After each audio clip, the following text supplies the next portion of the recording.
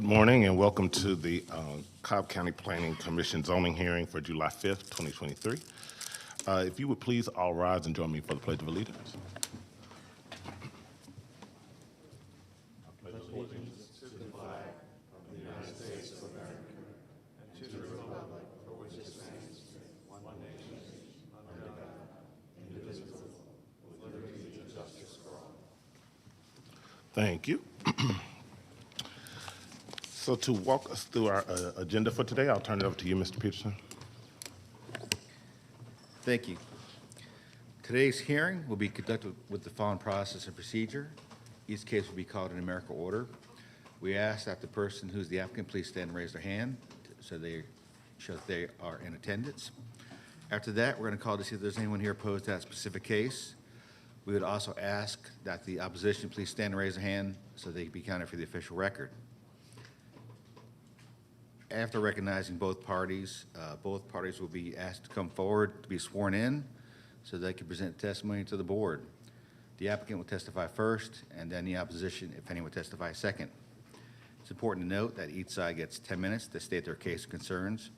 There's not a rebuttal process, and there's not a process to reserve your time, so you want to convey all your information to the board within your 10-minute time period.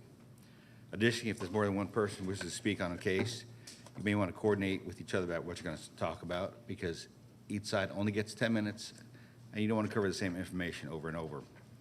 After that, the board will start to discuss the case at hand. From the discussion, they may ask one or more speakers to come back to the front for additional comments or questions.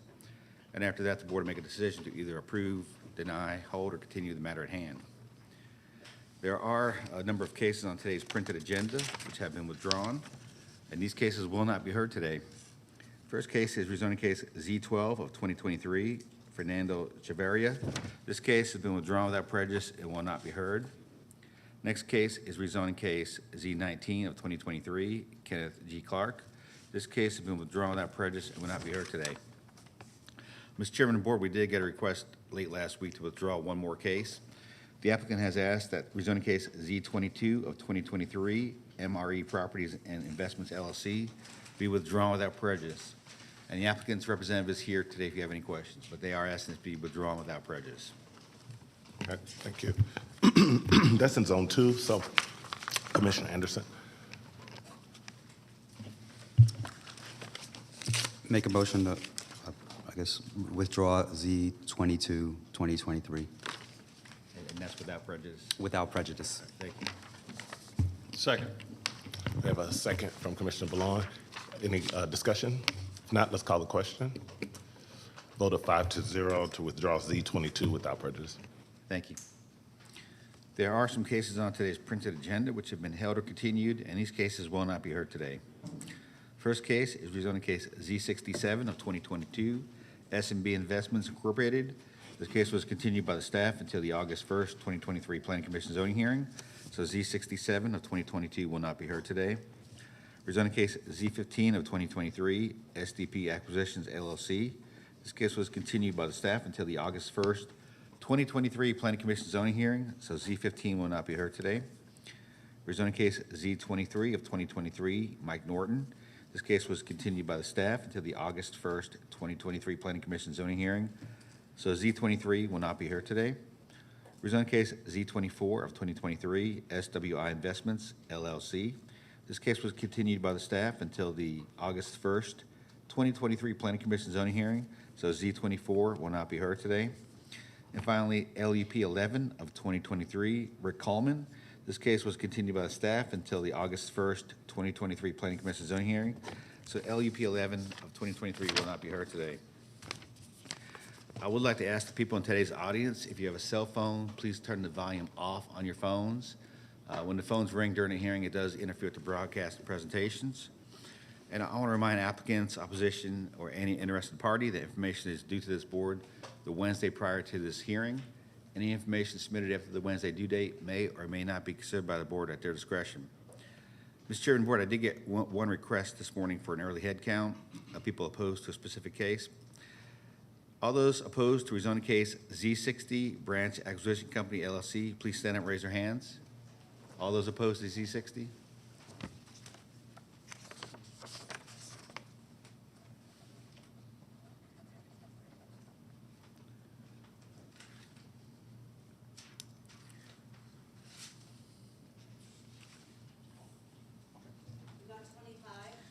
Let the record show there's 25 people here opposed for rezoning case Z60 of 2022. Can I also get a show of people here who are in support of rezoning case Z60 of 2022? Please stand up and raise your hands.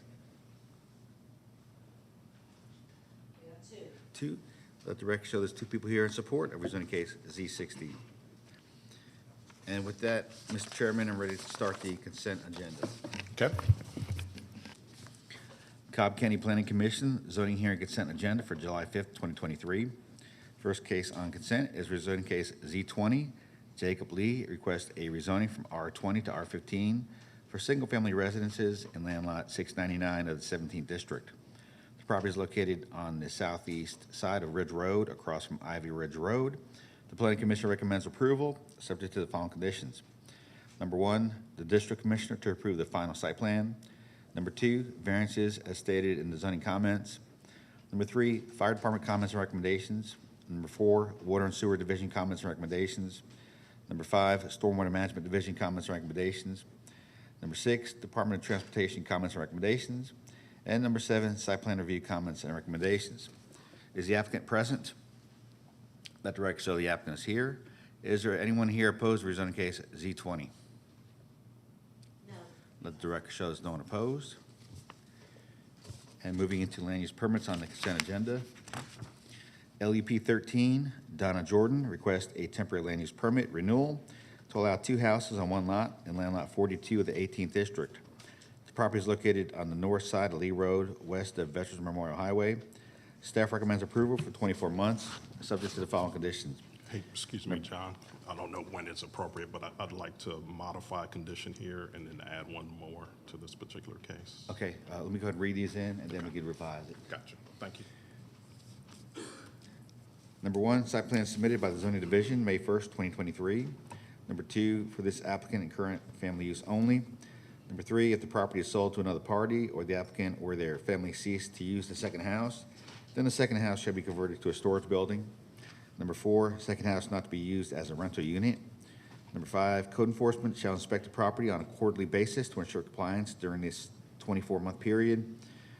Number 6, all vehicles shall be parked in the driveway on a hardened surface and shall have current registrations. Number 7, no vehicles shall be parked in the backyard for any length of time or for any reason. Number 8, the use of campers or recreational vehicles for living space is prohibited. Number 9, items stored on property shall be stored in an enclosed structure. Number 10, applicant must contact Cobb County Code Enforcement and schedule a follow-up visit every 6 months with the first visit being no later than December 2023. And number 11, all staff comments, recommendations not otherwise in conflict. Is the applicant present? Let the record show the applicant is here. Is there anyone here opposed to LEP 13? No. Let the record show there's no one opposed. Thank you, John. If we could just revisit condition number 5, I believe it was, code enforcement staff shall be granted full access to inspect the property on a quarterly basis to ensure compliance during the 12-month period. Okay. Okay, got it. Does that, do we need to vote on that? On the amendment? No, it's just a change. We got it. Okay. And then I think this would be condition number 12. And I just want to be consistent from when we approved this last year. All vehicles must have current registrations and be in running order and remain uncovered by tarps. That would be condition number 12. That's it. Mr. Chair, thank you. I have another case I'd like to add to the consent agenda, if I may. And I apologize. We have one more. I think we need to read that one. Yes. I'm sorry. We I go read this apologize. one in, and then we can add your next case. Thank you. Okay, next case is LEP 15, Burnt Hickory Church of Christ Incorporated. Requests a temporary land use permit renewal for a daycare and preschool facility in land lot 291 of the 20th District. The property is located on the north side of Burnt Hickory Road, west of New Salem Road. Staff recommends approval for 24 months, subject to the following conditions. Number 1, site plan received May 4th, 2023, with the District Commissioner approving minor modifications. Number 2, daycare-related banner sign to be no larger than 3 feet by 5 feet And number 3, Department of Transportation comments and recommendations. Is the applicant present? Let the record show the applicant is here. Is there anyone here opposed to LUP 15? No. Let the record show there's no one opposed. And the case that Mr. Boyne wants to add is Z13, correct? Okay, let me read that one into the record. Rezoning case Z13 of 2023, Matthew C. Flournoy requests a rezoning from R30 to R20 for a single-family subdivision in land lot 341 of the 20th District. The property is located on the east side of Antioch Road at the terminus of Armour Drive. The applicant's representative is present. Is there anyone here opposed to rezoning case Z13? No. Let the record show there's no one opposed. It's back to Mr. Boyne for the conditions. Thank you. And I apologize in advance for the lack of brevity, but I'll do my best to move through this. So I move to add Z13 of 2023 with a recommendation of approval subject to all the following.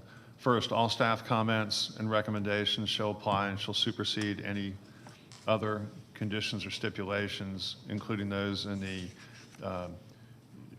June 26 stipulation letter, subject only to superseding conditions that I state here. The site plan, and this is a superseding condition, the site plan dated June 6 is to be revised and submitted for Board of Commissioner approval and for review by the neighbors who Kevin has been kind enough to meet with several times, with the District Commissioner to have final approval over the site plan.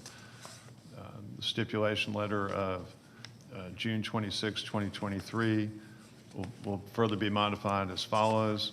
The entrance and the landscaping appearance shall be and shall appear per the email dated June 26, 2023 from Carolyn Cook on behalf of Kevin Moore.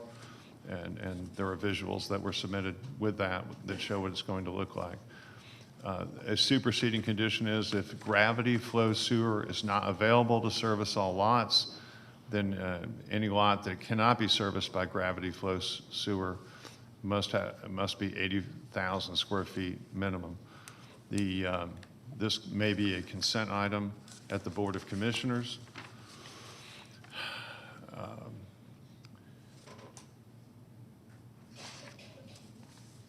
Paragraph number 2.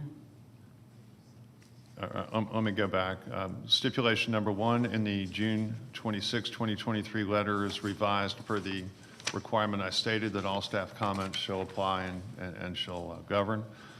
Number 2, it shall be revised to provide that the site plan is to be revised in a manner consistent with comments contained in a letter from Rich Hinsey. And those are to be incorporated into the site plan.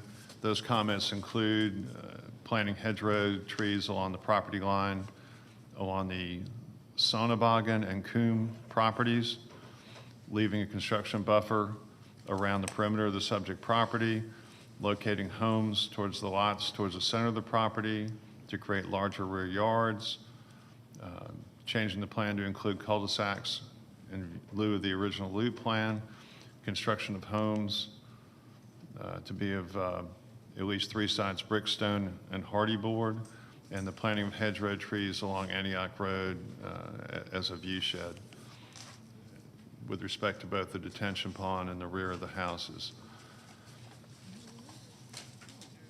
Condition number 4, requiring specifying the use of certain materials. Those materials must appear and cover 3 sides minimum of each building built on the tract. Condition number 7, the covenants referenced shall include a prohibition against having more than 10% of the units in rental. Condition number 14 shall be deleted. Conditions 18 and 19 shall require submission of the proposed plan to the county arborist with the district commissioner to have final approval over the placement of those planting and trees. And condition number 21,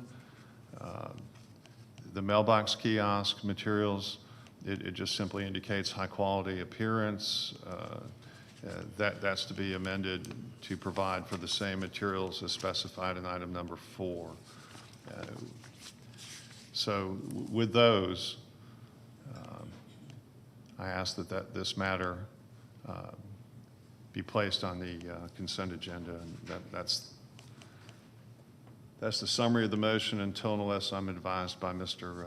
Peterson that I left something in or need something else. Thank you. Was all that captured? You got it? Okay. And Mr. Peterson, that's the conclusion of the consent agenda? Okay. Given that, I'll entertain a motion for approval of the consent agenda. Move to approve the consent agenda as amended by including the amendment I read in. I'm sorry. Shouldn't it technically be 2 motions? A motion to add his. We have to do it separate. Okay. We need to do it separate. Thank you. Okay. So I need a new motion on the table for inclusion of Commissioner Ballon's addition to the consent agenda. Second. Oh, sorry, the motion hasn't been made yet. Sorry, go ahead. Too excited. Let me go back then and renew my motion as read in a moment ago without laboring through that again. Motion to amend the consent agenda to include Z13 as read in with those stipulations. I'll take your second now. Second. Thank you. We have a second from Commissioner Anderson. Any discussion? Not, let's call the question. Okay, vote of 5-0 to include Z13 to the consent agenda.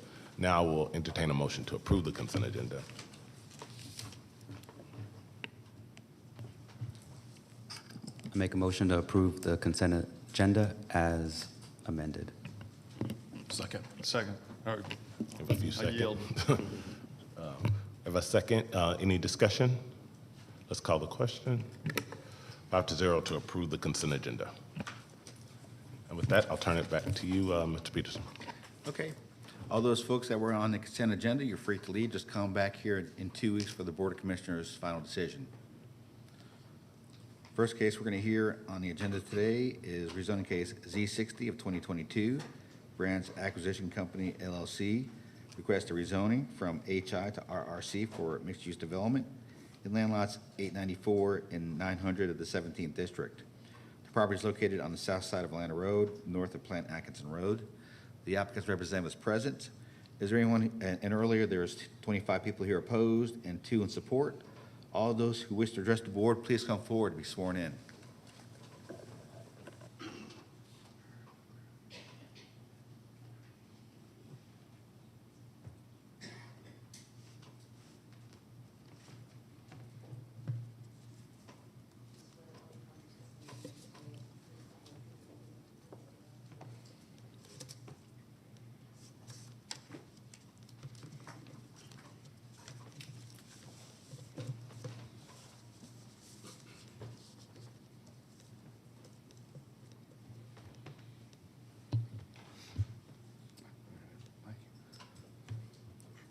Good morning. Go for it. Good morning, Mr. Chairman, Planning Commissioners. My name is Kevin Moore. I'm here to represent Branch Properties in this application for rezoning and pleased to do so. This property is just over 6 acres. It's almost 6.2 acres located at the intersection of South Atlanta Road and Plant Atkinson Road as shown on your screen, which is our proposed site plan. This property is currently zoned heavy industrial, and it's been zoned heavy industrial for a very, very long time, as is some of the adjoining properties. We are proposing a rezoning to RRC for what we believe is a fantastic mixed-use development that can truly change how this corridor will live, work, and play in the future. This project, as you can see on your screen, is a multifamily and mixed-use project. Contains a maximum of 393 homes, multifamily units, as well as up to a maximum of 40,000 square feet, primarily of restaurant, retail, and some office. You can see on your screen Atlanta Road is across the top, and Plan Atkinson is there on the right-hand side. You can see kind of the darker blue is where we have placed very intentionally restaurant and retail offerings that we think will be significant at this intersection. Those will be along the first floor of the overall building with then a wrapped parking structure, a parking deck, and multifamily units as well. The multifamily will be fully amenitized in a first-class manner, as you would expect from somebody like Branch Properties. Branch Properties has been around for 50 years and has been executing projects like this all across the southeast and in fact here in Cobb County, and has brought to this project that level of execution and experience to do a project of this type so that it can truly be successful and be the real change for this corridor. Also, you will note on this plan, you can see the plaza with the outdoor dining. That's intentional as well to create restaurant space and retail space along that portion of Plan Atkinson so that it can engage with the trail. This is a segment of property that will have a new trail that will connect the Silver Comet Trail and further the connection of the trail system in this portion of Cobb County to truly create an experience for those that live in the community and those that want to come to this community to provide that trail experience. And we've seen that be successful over and over again across Atlanta, here in Cobb County, when you have transforming developments that occur because of a trail. The Beltline is probably the #1 example, but there are numerous other examples across Atlanta, across the country really, and across Cobb County where this has occurred and will continue to occur because of what it brings and because of what the community needs and wants. How did this occur originally? Originally, which was not too long ago, about a year ago, a condemnation notice was filed with and submitted to Branch Properties for this property so that the trail could be built across a stale, heavy industrial property, connecting the trail, the Silver Comet Trail, and connecting that with the trail that's along Atlanta Road, but in a very stale, heavy industrial environment.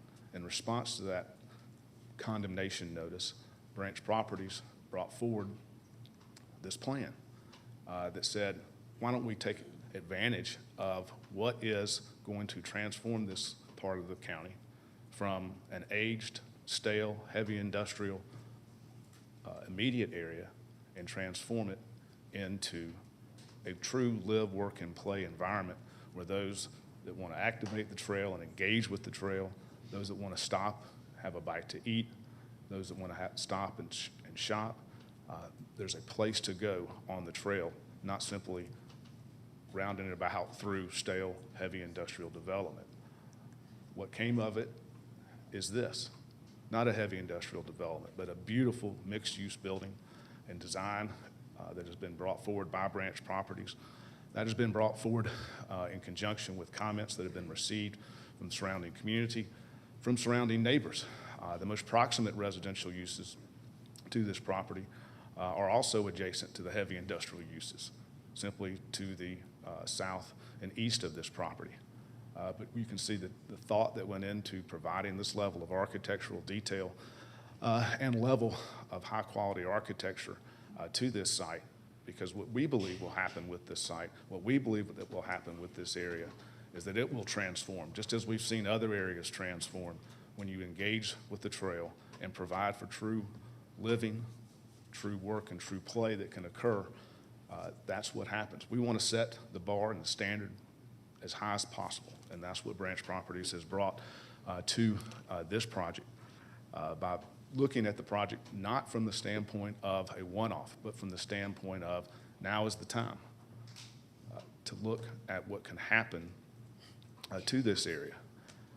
Heavy industrial at this location is no longer needed, is no longer necessary, and in fact, going forward, what can happen is this area can become what other areas in metropolitan Atlanta have become, what other areas in Cobb County are becoming, and it can become that. It can become a place for living. It can provide for the housing that's desperately needed, and that's not just me saying that. the Cobb County Board of Commissioners commissioned a broad and in-depth housing study. And what was very clear from that housing study, which came out 2 months ago, what was extremely clear, what was the conclusion of that housing study, was that we need more housing in Cobb County. We need more multifamily housing in Cobb County. And this is an ideal location for it. We understand what staff's recommendation is. Staff's recommendation looks at the snapshot of what is the future land use plan, and it sees adjacent heavy industrial uses. It sees heavy industrial uses that you could say, well, those are in conflict with what we are proposing. And that's true. It would be if you took a snapshot. But what it's not is looking to the future, the true future. Once this trail is put in place here, it changes things dramatically for the future. That's what occurred at the Beltline. Why can't this be Cobb County's version of the Beltline as we build to this type of excellence and this type of quality? That's the actual vision that we believe, and hopefully that you will agree with us and consider that should be present here. A vision that looks to what could it be as opposed to what it is. We've seen this happen over and over again to great success. And that's what we want to bring here, is that level of great success. We believe this project, with the stipulations that we provided, with our agreement to meet each and every DOT recommendation, stormwater recommendation, with our agreement to provide for the dedication of the land and the construction of that portion of the trail on our cost, as opposed to the county spending over $1 million to do the same thing. We believe those elements bring forward a project that we hope will receive a positive recommendation from the Planning Commission. And with that, I'll be available to answer any questions. And we also have somebody that does want to speak in favor who will use the remainder of the time. Thank you. Okay.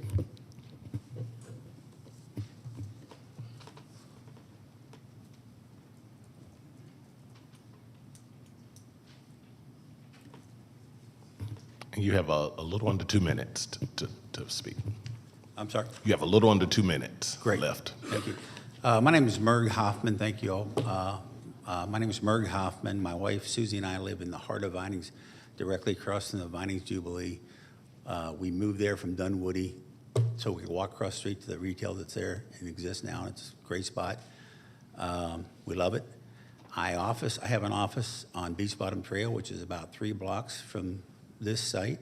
I became familiar with this site probably 2 weeks ago. I went out and drove the market. I'm familiar with the market. My wife used to have a townhome on just west of South Cobb, right on the Silver Comet. We did that bike trip many, many times. What I found out, there was no place to eat, dine, and be entertained other than some small stuff at Floyd Road. I then went down this past weekend down to 2 projects in particular. One is called The Works, which is developed by the Seelig Enterprises. Phenomenal project. It'll be also accessed by the trail eventually, right behind this project. And then went down and looked at Krog Street Station as well. Both had families, bikes, pedestrians, retail, restaurants. We ate at both locations, enjoyed it. I would implore you all to do the same, to view these projects. I think we have a hidden opportunity here, just like the gentleman just said. It's controlled by by Atlanta on the east, South Cobb on the west, the river on the south, and I-85 on the north. It's an amenity that we need to take advantage of, and I think it's an opportunity and should be viewed that way. Thank you very much. Thank you. All right, with that, we will hear from the opposition.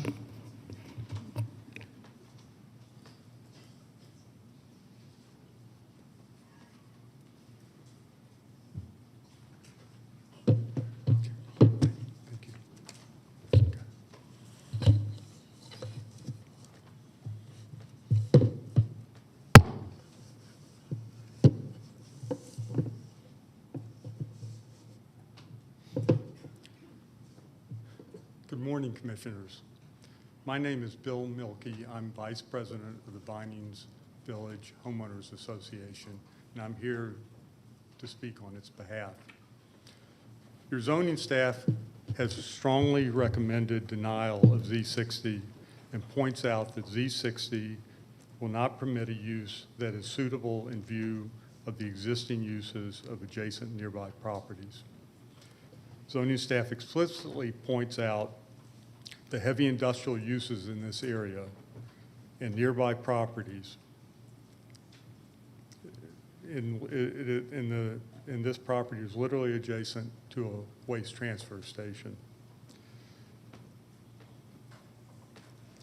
This aerial shows a number of those industrial uses. The location of the proposed development is the red hatched area at the top of the screen. Directly adjacent to it, to the left, is Waste Management Transfer Station.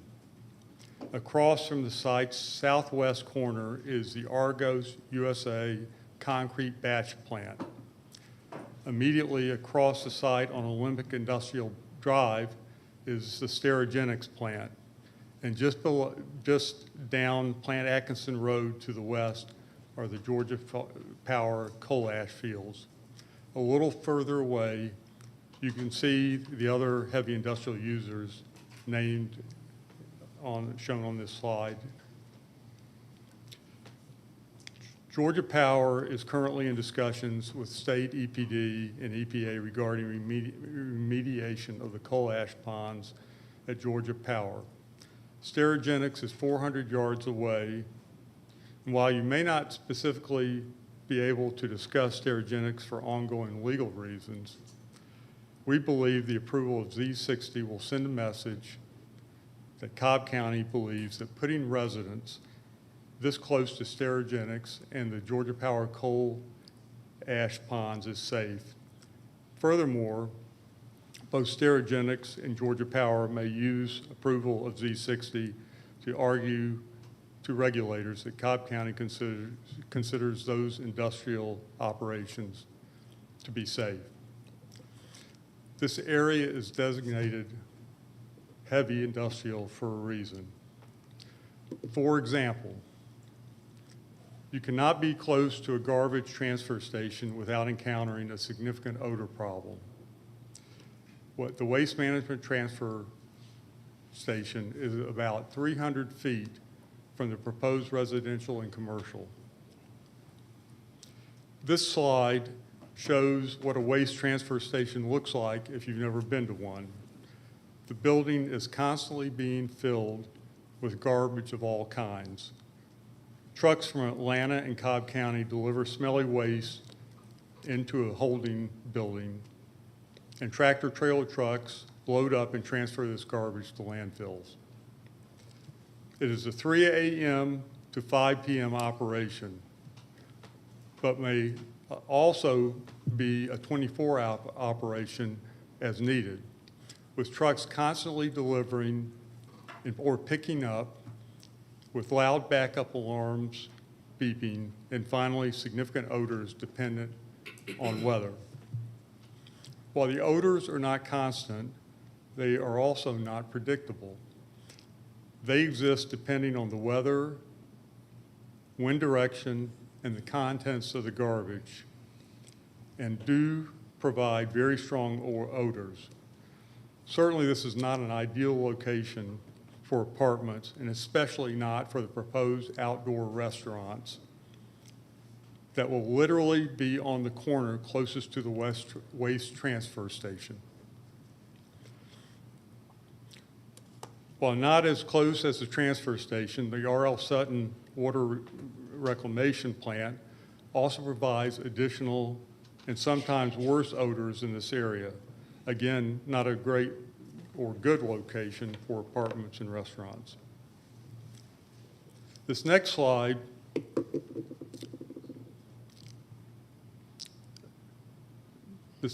shows heavy truck traffic along Plant Atkinson. Here's just a small but typical sample that you'll see if you were to visit. The photo on the left shows one of the many types and different sizes of trucks entering or leaving the transfer station. The one on the right shows trucks entering and leaving the Argos concrete batch plant that is also very close to where the restaurants are planned. There's also truck traffic coming from Olympic Industrial Drive onto Plant Atkinson. As zoning staff points out in its comments, the comprehensive policy guidelines explicitly state the primary uses within I&D are to be industrial and manufacturing and not be located immediately adjacent to residential uses.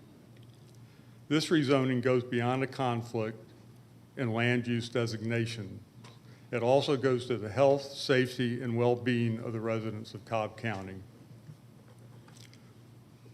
This next slide shows a direct quote from staff zoning comments. To allow such an overly intense residential development in a recognized industrial area would threaten this county's established industrial areas, as well as set up a potential future conflict between new residents and existing users. This area is not merely industrial. It is dirty, smelly, and noisy industrial. So when staff warns about the conflict between new residents and existing industrial users, we believe that staff is emphasizing that this is an unreasonable and unsuitable place for Cobb County to approve new residential development. Final thoughts. The zoning staff analysis recommends strong denial for this rezoning. This rezoning is well thought out, and it is one of the strongest staff recommendations for denial in recent history, and maybe even further back than that. We strongly support your staff's recommendation to deny this rezoning application. Please protect the current and future citizens and industrial users of Cobb County by following your staff recommendations to deny Z60. We previously submitted a petition in opposition. I brought a couple of hard copies if you would like to look at it while you go through your deliberations. Thank you for your consideration. Thank you. There's a balance of 2 minutes and 18 seconds. So.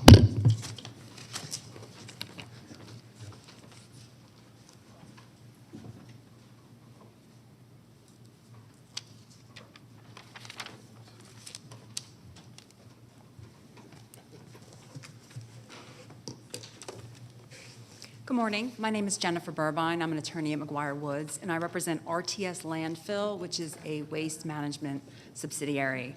RTS operates its waste transfer station at 207 Plant Atkinson Road, which, as you've heard, is directly adjacent to the proposed development. And RTS strongly opposes Z60. Today, I preserve my client's constitutional rights to challenge the zoning decision in this matter. I'd like to address some of the comments that were made by those in support of this application. You've heard today that we should look to the vision of the future, not how the area is currently zoned.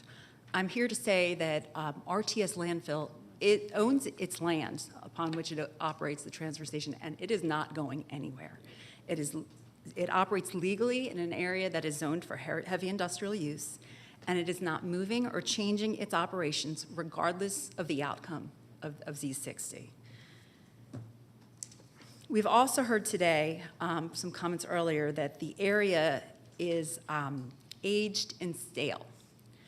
Well, RTS provides necessary waste removal and processing services to the Cobb County community. These are vitally important and necessary services. RTS processes large quantities of municipal waste daily for the Cobb County residents and businesses, which depend on this facility for waste removal services. RTS has invested significant money into the facility and is committed to providing these services to the residents of Cobb County, both residential and commercial residents. And the area is aptly zoned for industrial use. It is needed and it is necessary. If you look, for the reasons that I've stated, if you look to the businesses that are in the area, and you've heard them discussed already, I'll repeat, you've got 2 Georgia Power facilities, You've got a water reclamation facility by R.L. Sutton. You've got an Argos cement facility. You've got Sterigenics, and you have RTS. And that's time. Thank you. Thank you so much.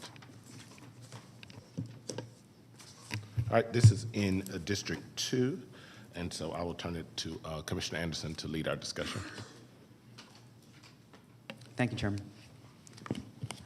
At this time, I'd like to call Lygia from DOT. Good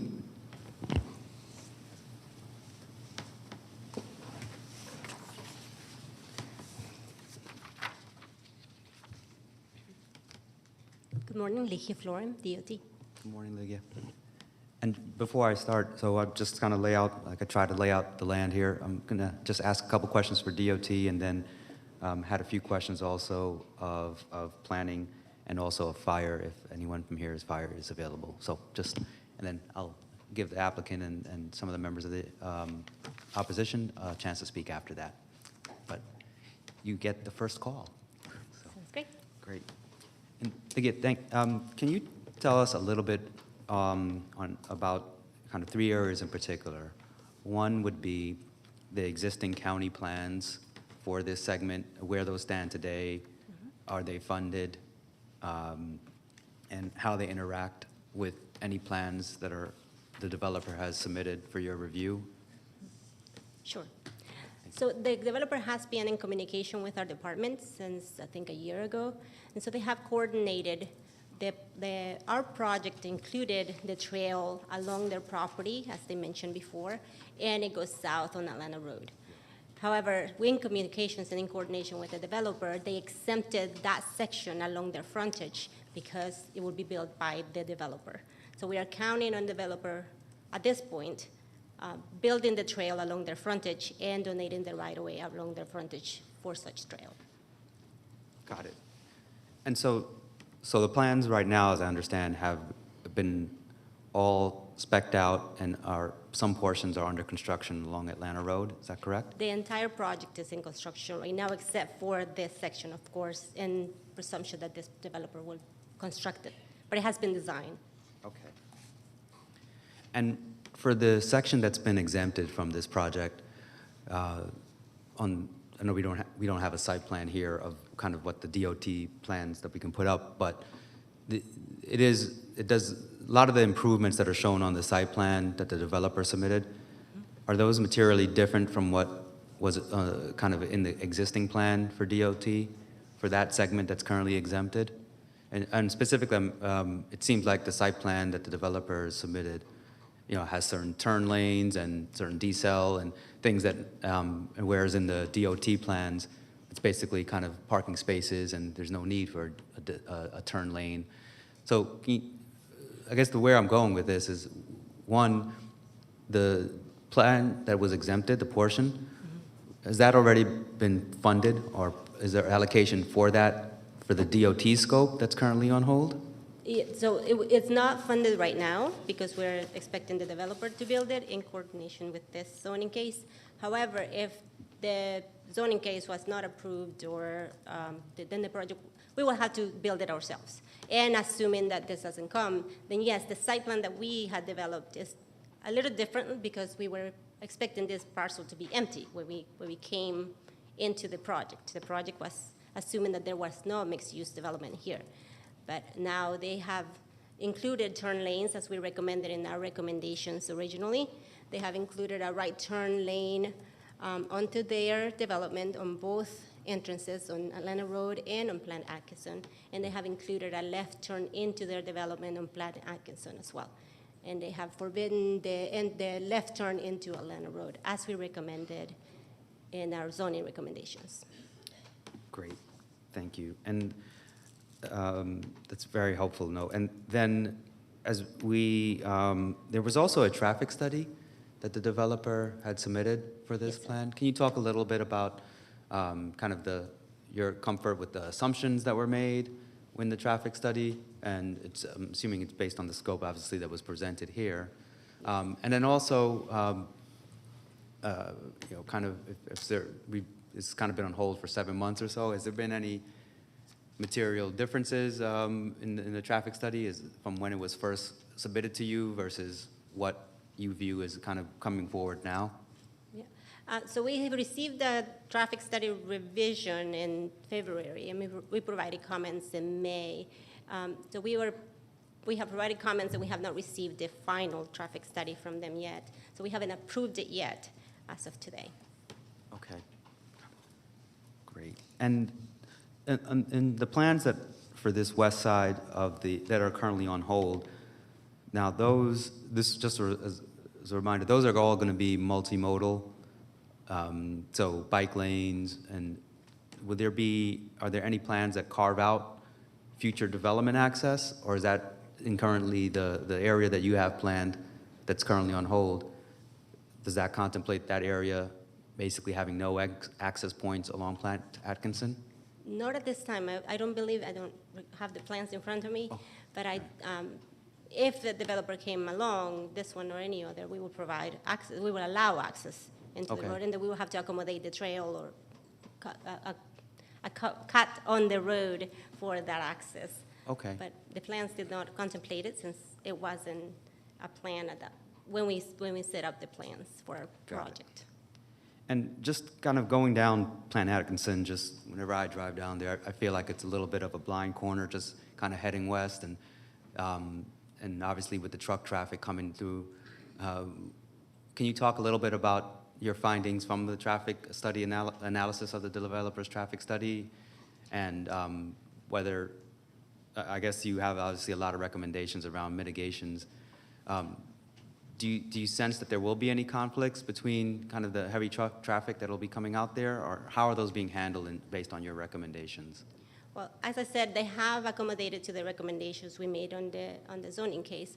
So in the traffic study, it is coming along and having recommendations as well.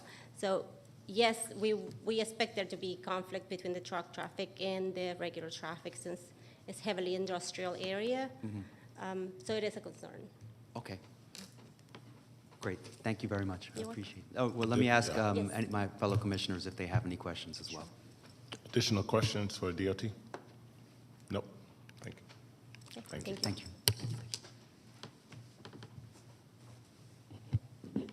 All right. My next set of questions are for John with planning. John Peterson. So John, can you talk a little bit about the density? And actually, I'd love a summary of your analysis here. I know it seems pretty straightforward, but in light of some of the comments around the future land use category and how to maybe rethink that, or at least at the request of the applicant. Can you talk a little bit about kind of the density on this site plan? I know obviously residential is not allowed in this type of zone, but just to frame it up for me, where are we typically seeing the highest density across the county, and are there any ranges you can provide around density within CACs and RACs in particular? Sure. We typically see the highest density in the regional activity centers, which are centered around the Cumberland Galleria area and the Town Center area. That's where we see our highest densities. We typically see the zoning district of our RC used in those two future land use categories. And densities can range greatly depending on where you are in each one. For example, the newest development going up near the Battery, near the Brave Stadium, that one's about 80 units per acre, directly across the street from the Battery. Up at Town Center, you may see densities that are high, but still less than the Cumberland area. Town Village may have densities that range from 40 to 50 to 60 units per acre, depending on which project you're looking at. So in RACs, densities are really high, and I would, be my opinion that they could, be around 80 units per acre or even greater, depending on which project you're looking at. Okay. Great. And so that it can be a wide range, so anywhere from, call it, 40, and in some cases even lower than that. Well, yeah, and for instance, in the 80s and 90s, we used RM12 and RM16 a lot in the regional activity centers. Yep. So those would range from 12 units per acre as a maximum, or if it was RM16, it'd be 16 units per acre. Okay. And then on up to 70 or 80, depending if you're using RRC or PVC zone. Okay. Thank you. That's very helpful. And the reason I'm asking that is just because this is not a rack, and certainly, and a CAC in many ways, I think, does not meet what we would characterize as those. But just wanted to frame up what we're kind of looking at in terms of the areas that are designated on a future land use map for additional intensity, kind of what we're talking about in terms of ranges.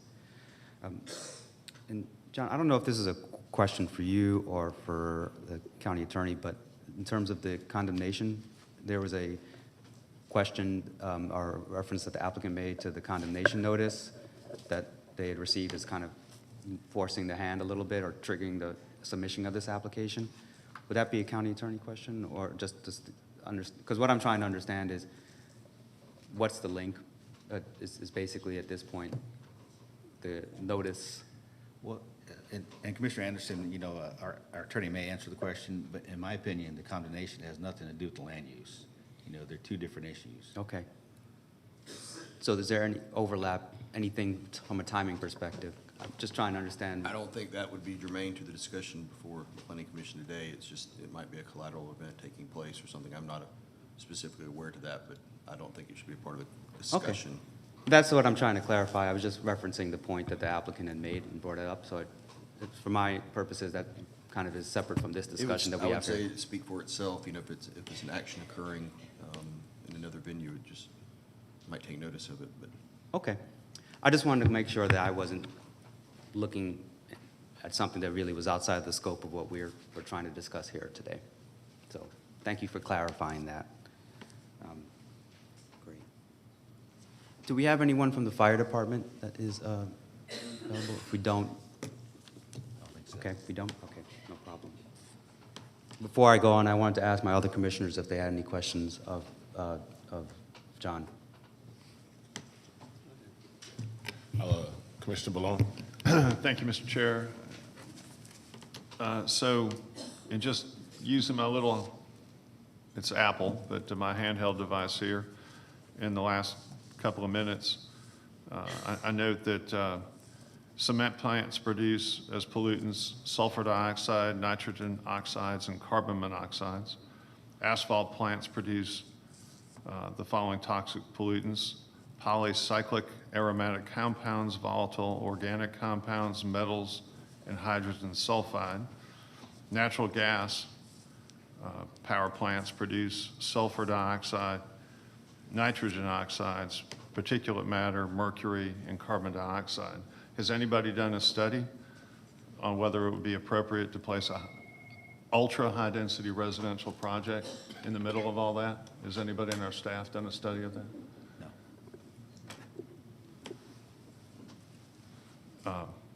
Is the county still embroiled in a lawsuit concerning another industrial use in the southern part of the county? there's, not that I'm aware, that litigation is over. I'd be just, yes, that litigation is over. It's over? The federal lawsuit, correct? The federal lawsuit is over? Okay. Yes, sir. How long did that go on for? I can't, a couple of years perhaps. Is part of the reason why we don't encourage heavy industrial to be located immediately adjacent to high-density residential? Is part of the reason for that the fact that heavy industrial emits pollutants, or is it just simply a transportation issue? When it comes to land use zoning and future land use planning, the goal of this process is to keep uses that are not compatible apart. Because we find that uses that are not compatible cause problems and complaints. For instance, the waste transfer station was in operation when the townhomes to the west were developed, which are Chatsworth townhomes. And when the board zoned that, they put in a 500-foot buffer between the townhomes and the landfill property. And even though there's a 500-foot buffer there, we still get complaints about the noise and the smells. Okay. And you'd expect folks seeking a fine dining experience might not want some of the smells that these plants would produce? It might be a tough sell.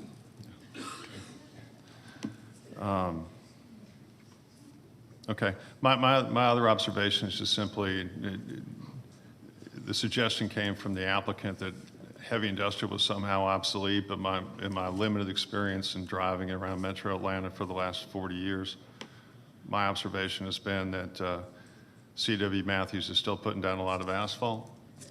Is there any suggestion that C.W. Matthews doesn't need this asphalt plant or is ready to abandon it somehow? Has anybody heard anything to that extent? Well, I believe across the street, it's an Argos concrete plant. It's not an asphalt plant. I understand, but I saw in the visual, I saw C.W. Matthews asphalt facility in the area. But I'll ask the same question. Any idea that the cement folks are ready to go away or that Atlanta doesn't need cement anymore? There's no indication given to the zoning department that they're going to leave. Yeah, I just simply absolutely reject the applicant's notion and find it absurd, quite frankly. The suggestion that we don't need heavy industrial anymore in this area. Is there any thought among our planners that we don't need heavy industrial or areas that provide heavy industrial uses anymore? We definitely do need heavy industrial, and the areas for heavy industrial, light industrial, have shrunk in the past 20 years. So land has become a little bit more scarce and more valuable. But we do need areas for light and heavy industrial activities. Any reason to believe that we don't need another cement plant, or we don't need cement plants in the south end of the county? And I don't have any knowledge for that question, Commissioner Bowling. So my observation is that in the year 2011 and through the year 2012, that Georgia Power spent a lot of money shifting from a coal-fired plant there to a natural gas plant. And I certainly haven't heard anything along the lines of them going anywhere. Has there been any suggestion that Georgia Power is not going to need a plant there next week? Not to my knowledge. So this is an established heavy industrial area, and there's no bona fide factual evidence that we don't need this as a heavy industrial area anymore. At least I haven't heard it. Have you heard any? No, sir. Thank you. Any other questions from the fellow commissioners? If not, I'll turn it back to you. Oh, You, sorry. Mr. Andrews. No, I'll turn it back to you, Commissioner. And John, I did have a question just to follow up on some of the discussion around future land use a little bit. Generally, have we, is this area subject to a small area plan? The area that encompasses this property is industrial in the future land use map. Further past that, it's also in a priority industrial area, which seeks to preserve our industrial zone property. Right. Got it. So what I'm wondering too is also as a planning matter, this strip, if you zoom out, does have a, if you kind of zoom out on the map a little bit that's on the screen. If it will come up. That's all right. But what I'm trying to think through here is that as we transition just heading north, there are, and it's not shown on this map right here, I'm trying to reconcile everywhere where you see K9 Coach and heading kind of northwest up on Atlanta Road. As those uses get less intense and start mixing with residential, at what point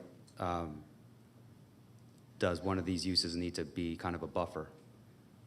And what I think through this plan is, do we have a mechanism for creating a district or master plan process around this that'll allow us to have a more comprehensive view? Because I think realistically what happens is everything to the north and to the west here ultimately feeds off of the energy of a Silver Comet Trail, and having a cohesive vision and plan around that is something that I think could merit consideration. While industrial there's a need for, I'm not sure many communities want to have more heavy polluting items within their neighborhood. And so at some point there's kind of this natural tension, which is not unique to us, around how do we create buffers or transitional zones to frankly create more environmentally friendly uses as opposed to putting another heavy industrial use right there. So I just put that out more as just a thinking process around master planning or overlays. Is that something that the planning staff has looked at in terms of that area along Atlanta Road heading northwest? And as far as I know, Commissioner Anderson, the planning staff has not engaged in a study regarding that yet. You know, they would need direction from the Board of Commissioners regarding any studies in the area that relate to that issue. Okay. Yep. Great. Thank you very much.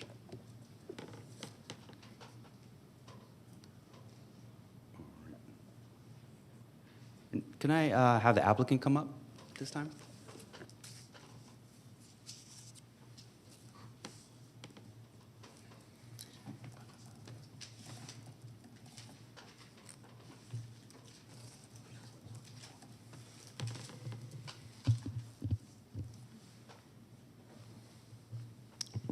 Great, Kevin. Okay, just a couple questions. So your applicant currently owns the land right now?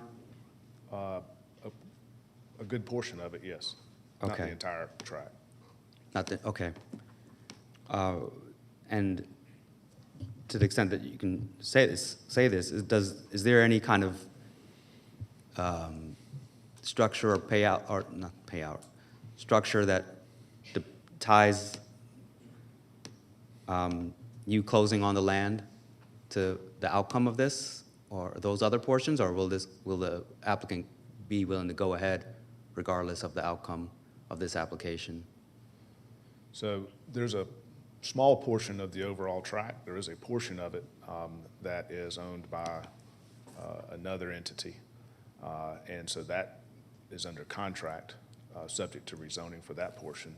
But Branch Properties does own the majority of it, of the property.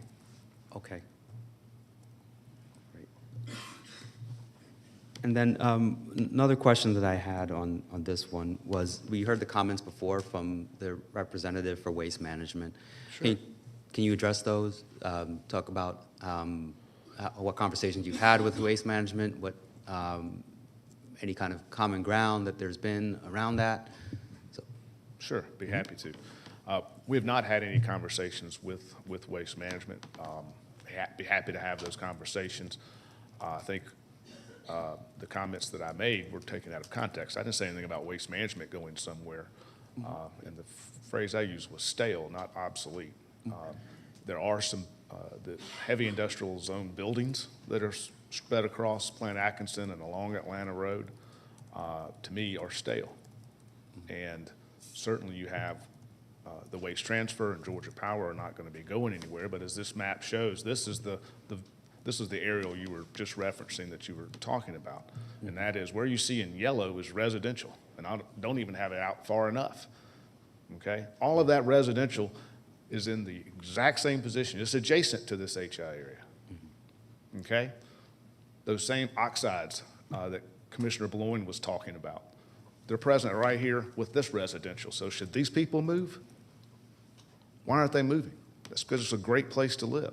Why has Cobb County put in a trail that invites people to get outdoors and bike and walk through this area? That's what's causing this. It transforms it. It does it every time across Atlanta, across the nation. So my response to it, I don't want Waste Transfer or Waste Management going anywhere. If they want to, that's fine. But we're not trying to say that they shouldn't be there. What we're trying to say is this area is going to transform over the future, and that these same things that are being complained about are there right now. If you went wider than this, all you start seeing is residential adjacent surrounding this. So that's my response to it. We don't want Waste Management to go anywhere. We'll be happy to talk to them and feel like we could get on very good footing with them. okay. So let me, sorry, did you have a question? Yeah, so, yeah, I certainly appreciate that context on it. I just being involved with just market knowledge, there's plenty of demand for industrial and uses, so I do think that I would probably side with Commissioner Bloin, at least on the aspect of if you put an industrial use here, there'd be a user. I think But at the same token, I'm also sympathetic to the opportunity to create something that would leverage an asset that wasn't there before Correct. in the Silver Comet. Understood. And sure, we can put another concrete plant here. I don't think these residents that are adjacent to it would support it. Right. I'm not talking about the ones here, I'm talking about the ones that are not represented here, that live right there. Right. So that's the tension I believe you were referring to, Commissioner Anderson, when you referenced that. So that's what we're trying to do, is leverage an asset that's coming and that's now going to be here and say, let's look at this differently. So I guess then the next question I have, just in terms of looking at the future, is we have a mix of retail, a mix of residential, and while understanding that retail needs rooftops and folks to come to it, I think some of the feedback I've gotten from the community is that there's a plan that can transform this. This is not it, from a density perspective and also from a intensity of use perspective.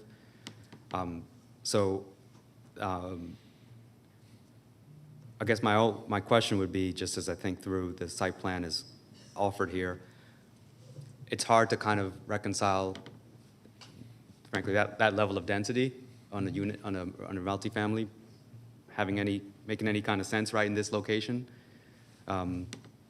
Is there a version of non-industrial uses that could work here? Possibly is. Really, that's a question of interaction with the community and with their applicant. But yeah, I think for the most part, you've kind of, it's hard for me to kind of go in detail on the site plan just because I think it kind of misses the mark right now. I think there's an opportunity to be more imaginative about, okay, this is the future land use map. Is there a reason to change that designation? And I guess the threshold for that is that it has to be kind of restorative, not repetitive, in terms of the kind of plan that comes there. So that's just more feedback as kind of we go into like maybe if there's another iteration that maybe the community can get around.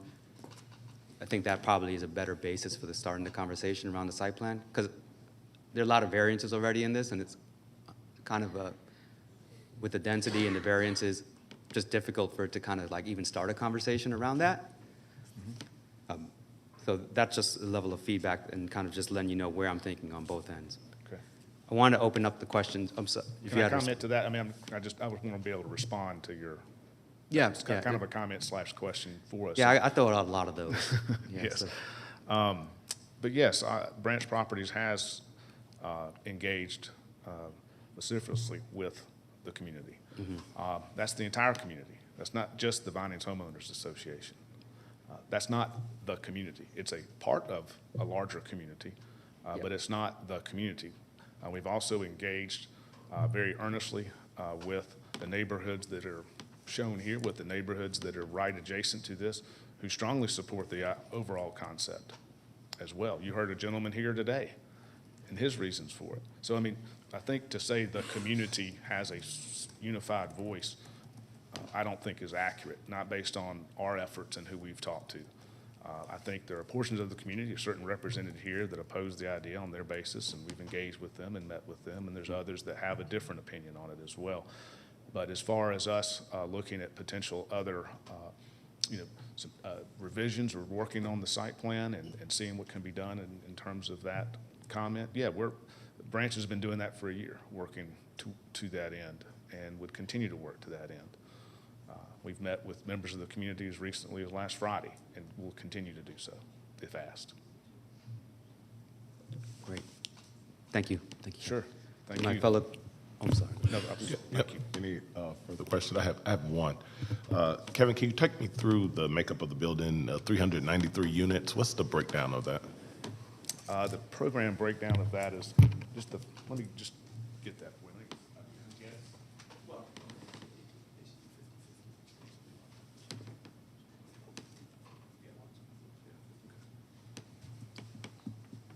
So right now, about a maximum of 10%, 3 bedrooms, right? 10%? Yeah, about a maximum of 10% 3 bedrooms, and then about 45% each 1 and 2 bedrooms after that.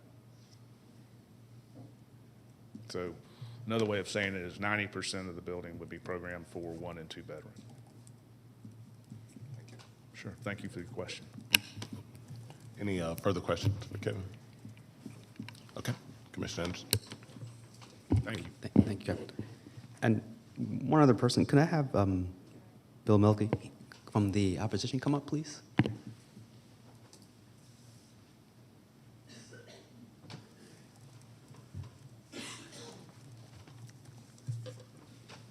Hi, Bill.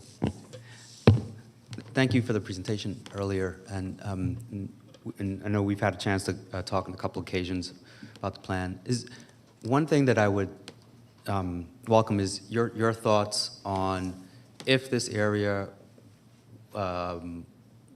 were not industrial, what use would be kind of reasonable or sensible from your perspective as a alternate use, given the Silver Comet coming in?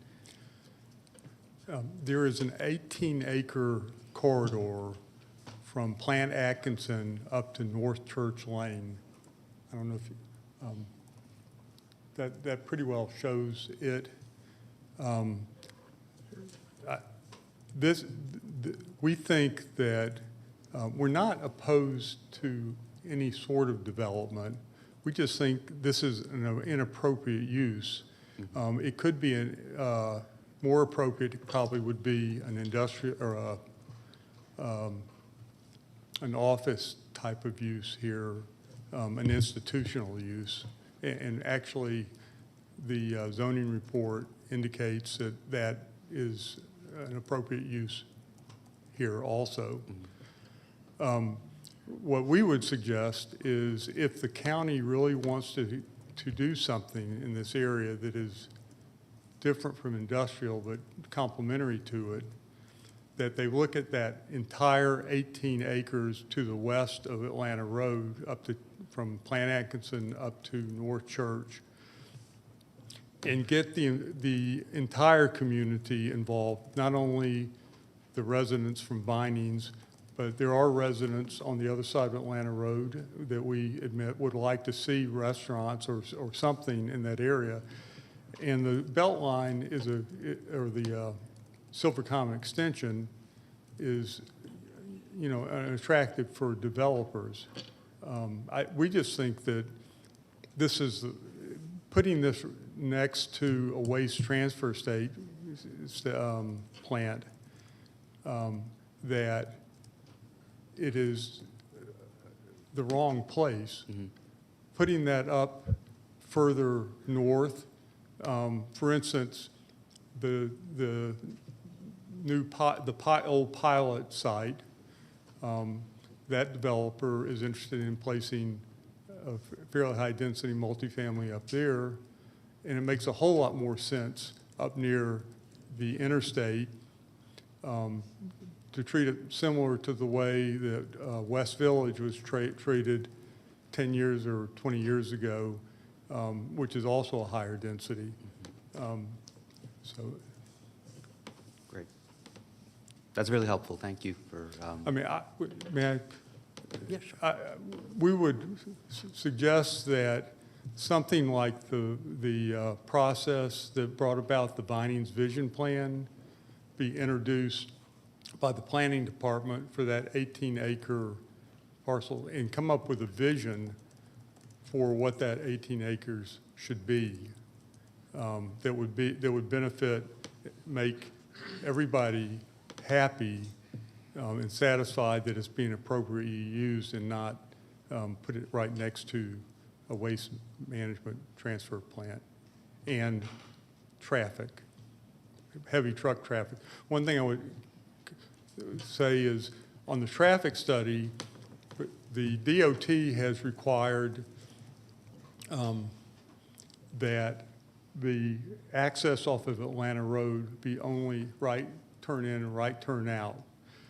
The current traffic study as it stands now doesn't anticipate directing all that traffic that would turn both, trying to turn off of Atlanta Road left into the parking deck or the traffic that would, from coming out of the building, turning left on Atlanta Road, those are going to be prohibited by DOT, as they rightfully should.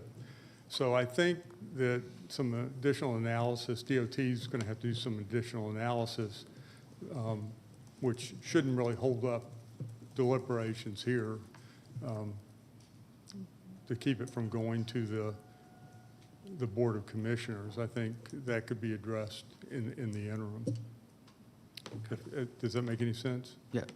No, that does. That definitely does. And so just to make sure I've heard correctly, in an ideal world, to the extent that there was not an industrial use here, something closer to the lines of an office use would be? Something that wouldn't have outdoor restaurants Okay. right next to the transfer station, and something that would be of an intermediate kind of step between, if you don't want to keep industrial. Personally, usually you would have a step down in industrial area in that particular location,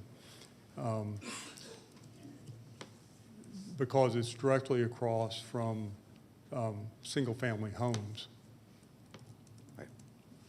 across Atlanta Road. And the density of it, we're not arguing density here, but if y'all were to say, let's go ahead with this project, we would say that the density is way over what it should be next to a single-family residential section. Okay. Great. Thank you very much. Do any of my fellow commissioners have any questions? Mr. Melky? Okay, thank you, Bill. Great. Were there any other staff members that my fellow commissioners wanted to call on up? Okay, all right.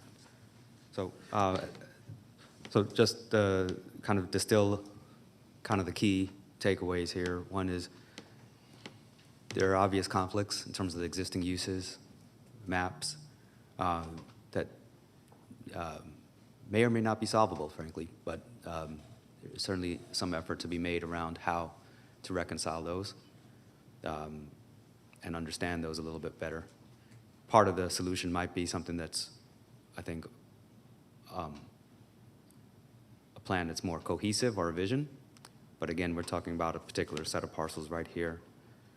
So my recommendation at this time is to hold the application for another month, but with a couple of kind of guide points. One would be to have the applicant first meet with Waste Management and understand some of the considerations that they've brought up. Again,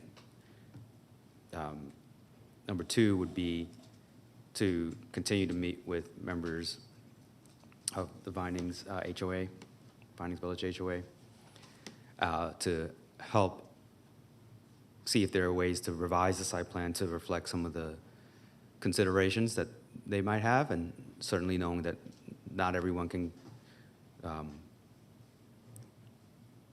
again, this is ultimately a future land use that's industrial. We acknowledge that. The one thing I don't want to do is, given that there have been other industrial uses which have been transformed, if there's an opportunity to do something that actually helps the community or enhances it, let's not miss that opportunity to at least have that discussion. Heavy industrial uses do have environmental impacts. So do a lot of cars. So there are things on both sides that I think ultimately we can maybe have a better meeting of the minds around. And I just want to give an opportunity for that discussion to occur. And yeah, really, I think there's a explicit direction to use that as input into revising the site plan, just the site plan as shown. Just, I can't really discuss it. It's not something, it's almost,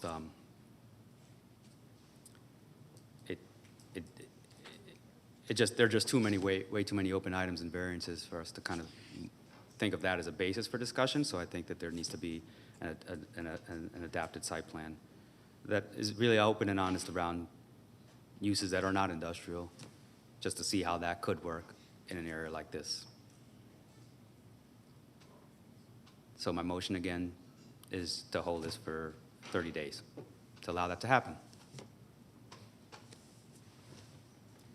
I have a motion on the table, and I'll entertain a second.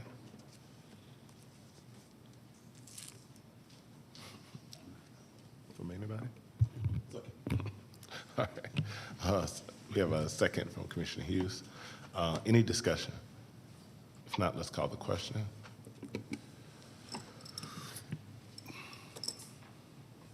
Vote of 5-0 to hold Z60 for 30 days. And thank you. We're going to break for 10 minutes and resume at 31 after.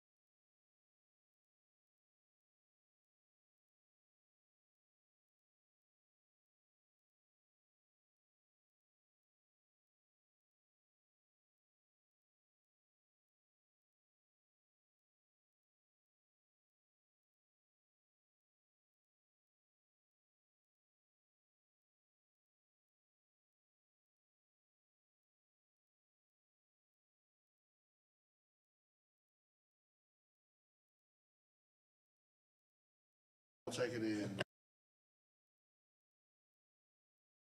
All right. Welcome back to the zoning hearing for July 5th, 2023. I think we're ready for our next case, so I'll turn it over to you, Mr. Peterson. Thank you. Next case we're going to hear today is rezoning case Z9 of 2023, Aguas Vivas Central Familiar de Adoracion, Inc., requesting a rezoning from R20 to R20 for a church in land lots 386 and 412 of the 18th District. The property is located on the north side of South Gordon Road, east of Starling Drive. Is the applicant present? Let the record show the applicant is here. Is there anyone here opposed to rezoning case Z9? Two? Let the record show there's 2 people here opposed. All those who wish to address the board, please come forward to be sworn in.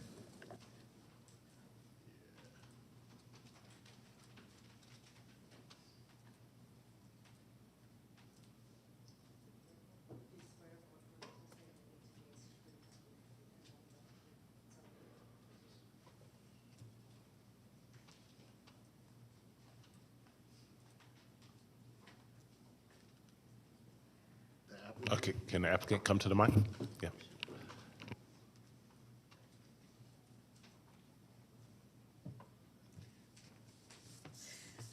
Good morning. Thank you for the opportunity to represent the applicant on this rezoning case again. My name is Maya Radovic. This time, the project team is providing the requested information through PowerPoint presentation. On June 26, the team also provided a revised traffic letter and the stipulation agreement signed by the applicant. The project engineer, Mr. Michael Crawford, with Columbia Engineer, will cover this presentation, including specific data provided as requested by Cobb County DOT.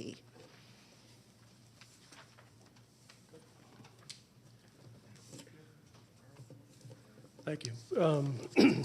Just realized we had a few presentation snafu. So we had a PowerPoint presentation ready for you. I'll just kind of talk through it. The current zoning for the site, as you know, is R20, and it allows a 3,200 square foot meditation temple, and it also allows 2 units per acre. At one point, this site was zoned for 46 homes, and so that's a possibility as well. The site's about 10 acres, and we propose a 10,000 square foot church facility with a floor area ratio of approximately 0.22. Oh, good. Maybe we can do it there. So it's a very, very low density development. The current plan, hopefully can go a couple of slides. Hopefully you can see this. I'm not sure if you can, but the current,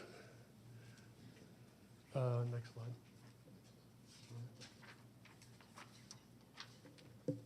That one, right there. Yeah. So the current zoning, the proposed site, the proposed building was all the way up towards South Gordon Road. That left basically about the back 9.5 acres or so vacant. That building was basically closer to the existing homes than what our proposal is. Oops. So this is the current proposal, which shows the church facility located further back with an entrance driveway, drainage facilities, landscape buffering, et cetera.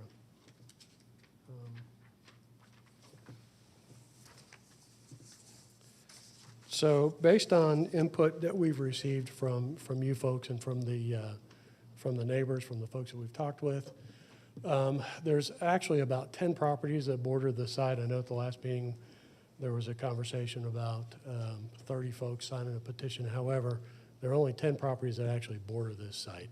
The nearest house is about 340 feet away from where the proposed building will be, and there's extremely thick vegetation in between our site and any of those homes. We will of course provide. There's a lot of concern about lighting. We'll provide, as we talked about last time, directional LED lights with shrouds as appropriate. And we'll make sure through the site plan process that light is not spilling off of our site into adjacent properties. And again, there is a very thick buffer.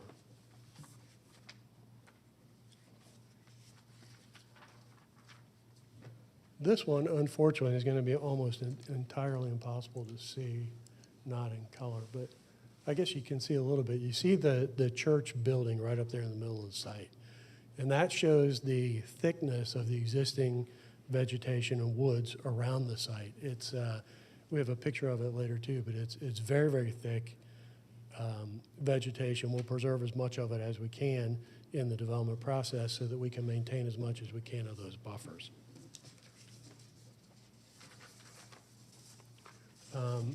As I said, the nearest home to the building is 340 feet away, and everyone else beyond that is further away than that. There's one other home that's 385 feet. Others are 500, 600, 700 feet away. There was a picture, I think she just had it up, that just kind of showed, again, maybe difficult to see in black and white from a printed slide, but showed what the vegetation looked like. That's just looking at the property, that picture to the right. You can see it's dense vegetation on the site. Okay, next.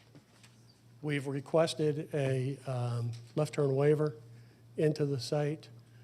The traffic demand at this location is low. I was actually, as a part of that waiver request, the county staff actually requested a little bit more data.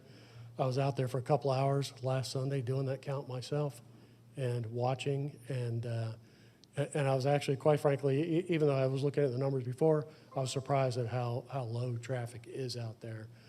So we believe that the waiver is warranted and that that will not create any kind of a conflict. If it does, we've stipulated that if there's an issue, we can hire off-duty law enforcement to do traffic control, but I just don't think it's going to be an issue. What happens out there is there's signals at each end of this corridor, one at Factory Shoals and one at Mapleton Parkway, and that actually platoons vehicles. There's only 30 or 40 vehicles every 15-minute period going each direction. They arrive in platoons of 2 to 3 vehicles. So what that means is there's 2 or 3 vehicles that go by, and then there's a gap of a minute, minute and a half, and then 2 or 3 more vehicles will go by, so there's another long gap. So there's long gaps in traffic out there now, and again, we think that the waiver is appropriate based on that.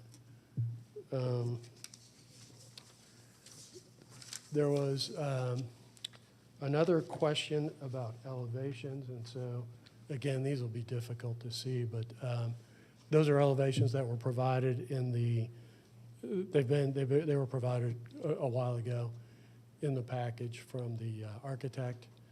And so that just shows kind of what the building would look like. And then the last thing I want to talk about is some of the operations. We agreed to a stipulation that there won't be any school operations. That was an issue. The church has no plans to do that. Currently, we have 246 seats we're proposing in this site. The church currently has about 120, 130 members. So, hopefully there'll be some growth, but just so you know, right now the current membership wouldn't even fill the sanctuary. The hours of operation, there'll be a Tuesday and a Friday evening Bible study kind of thing. That'll happen from about 6 to 9 maybe time frame. Tuesday and Friday night. Sunday services are in the morning on Sunday, and outside of that, there's nothing else going on during the week. So use of the site is actually pretty minimal, especially compared to alternative building scenarios where there'd be all the time action 7 days a week if it were developed as something differently. So we feel like this plan is a low density. We've moved the building farther away from the neighbors. There's a significant thick vegetation that will help to screen neighbors from whatever is going on at the church. And the lighting plan will certainly comply with your requirements, which will further ensure that there won't be light spillage. And we've made some of those other stipulations relative to the operations. Thank you. Can I? Sorry about the presentation. Okay. Can I just get you to state your name for the? Yeah, I'm sorry. Mike Crawford with Columbia Engineering. Columbia Engineer. Thank you. All right. We will hear from the opposition.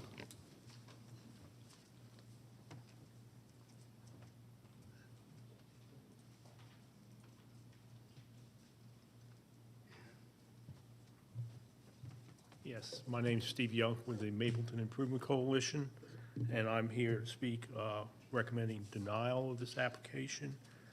The reason is looking at really future land use, not just what they're stating now. It's the growth of these kind of facilities. The current plan, they said, has 256. The original plan they submitted several months ago had a 600-seat sanctuary and 125 parking spaces. It was very large. Now, there was a reason they did that, and apparently, one of the things they cut it down was to avoid traffic study and pushback from the neighbors. Next slide. And here's what the original plan had: the sanctuary, and then an expansion and a huge parking lot, and then of course they cut the thing down. But apparently they do expect maybe not growth in the next year or so, but certainly in the long-term growth, and of course the traffic would go up as well. So it would be an issue regardless. Next slide, please. Churches are allowed in R20, but you normally aren't. If you look in the area, there are two other churches nearby which are fairly large, and they're growing. One is coming up right there at Factory Shoals and Mapleton Parkway, and then there's another one I think on Queen Mill at Mapleton Parkway. These are fairly large facilities, or planning to be there, and they are in commercially located areas where the traffic can accommodate them, and that exactly is, in fact, is what happens with churches. Is you don't build a multi-million-dollar facility just to use it for 2 hours on a Sunday morning and a couple hours during the night. Churches do a lot of community activities, as they should, but these do require intensity, and that a church like this would eventually grow to meet the needs of the community, and that would increase the use on that land. And I believe the traffic engineer said a right turn lane is non-negotiable, and you need at least 100 feet, and that frontage property is not 100 feet long, which means they would have to get property from the neighbor.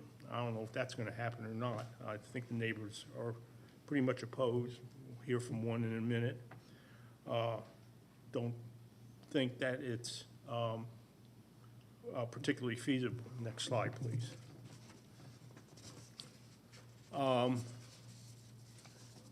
They talk about the high density of vegetation in the area shielding the property. Well, it looks very nice in the summertime, when you have a lot of leaves up, and looking down at it, it looks like there's a lot of cover. Well, one, that's deciduous growth, which means in the wintertime, there's going to be no appreciable cover provided by the foliage, and because there is none. And the other is the canopies on those trees are fairly high, which means cars parking in there at night are going to be shining into the windows of the surrounding houses. And really, it shouldn't be their job, the surrounding houses, to provide a buffer against an intrusive development of this nature. Next slide, please. Next slide, please. Thank you. We just think that this kind of usage is too intense for really what is just strictly a residential area. And there are locations in the area, as I've stated, that are much more amenable to high-intense enterprise such as church. So we recommend denying this application. Thank you.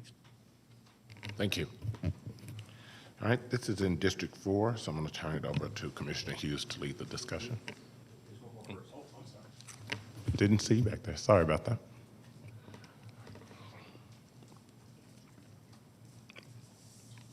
Hi, my name is Sherry Van Velser, and I am here on behalf of the residents on Starling Drive and Starling Place.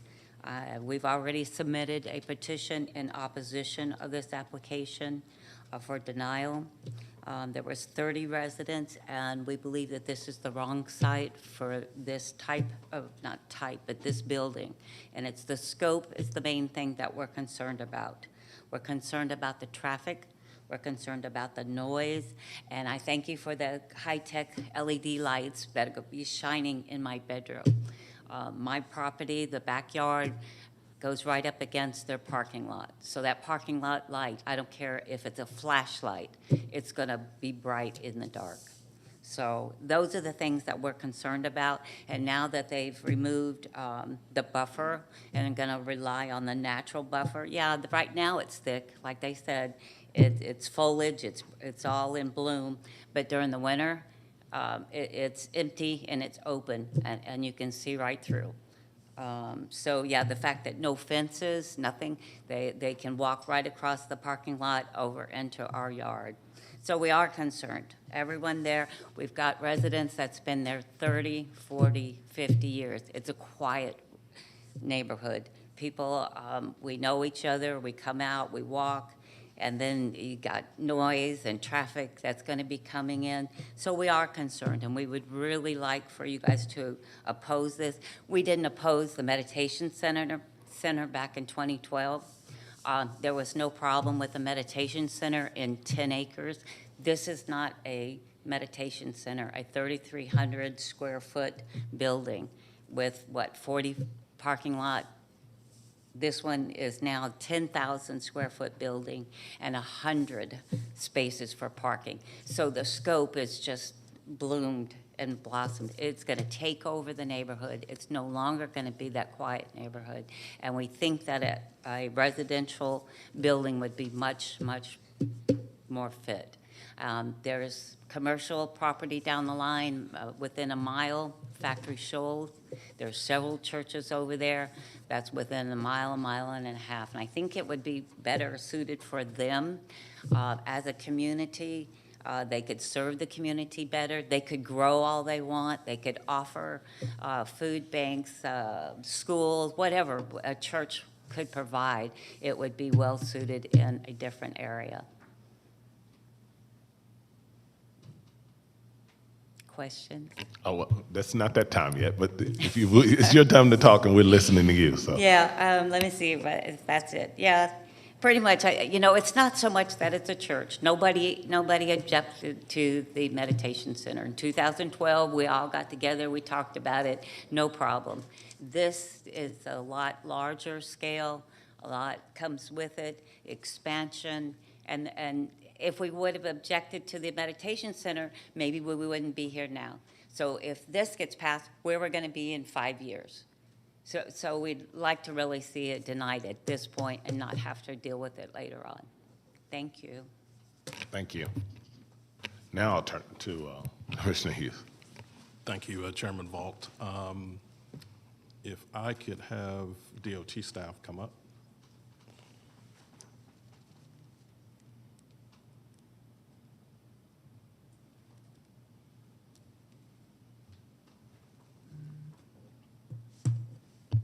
Ligia Florim, DOT. Thank you, Leah. We've seen a couple of iterations of the site plan. I think DOT has seen the most recent site plan. Can you provide just sort of an update for us about DOT's recommendation as it's based on the revised site plan? And if you could also speak to the waivers that the applicant is requesting as well. Thank you, yes. So the latest plan proposes 246 seats as opposed to the original plan with many more seats, like double that size. So based on that, our recommendations are we still require a left turn lane into the property and a right turn lane into the property. And I think that's the major point of discussion for DOT. And we do have a waiver that has been submitted for the left turn and the right turn lane. We do not waive right turns into the properties, especially at this density, and with the road being a major collector. So that is, as was mentioned before, is a non-negotiable. We will need at least a taper into the property. Now, the left turn lane, with the information provided as of Friday, we think that we can consider the left turn waiver based on those numbers that we have today, based on 246 seats, church, and with the traffic information provided. Okay. The narrowest portion of the property that touches South Gordon, I think there was an indication, at least initially, that, well, can you tell us if a decel lane is going to be required or just a taper is going to be required?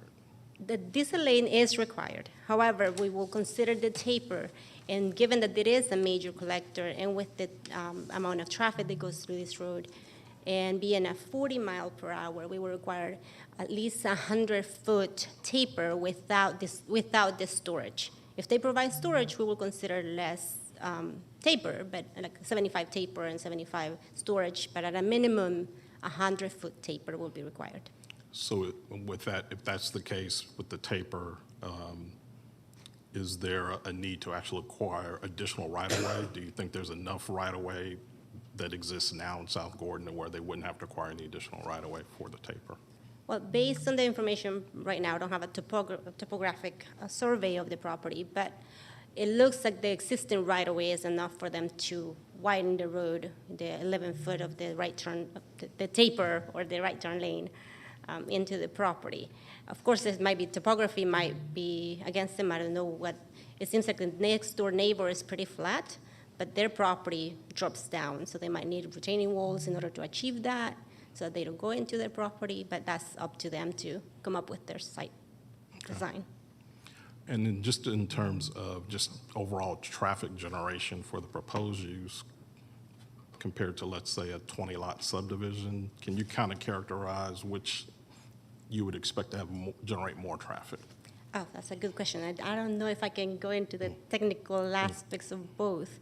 And probably the church will, I can't answer that question right now, Commissioner. Okay. I apologize. Okay. Thank you. Are there any other questions? Okay. Thank you. Okay, you're welcome.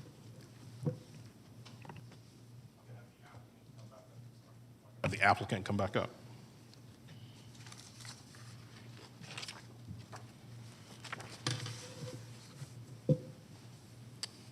Just a couple of questions with respect to the architectural elevations that have been submitted.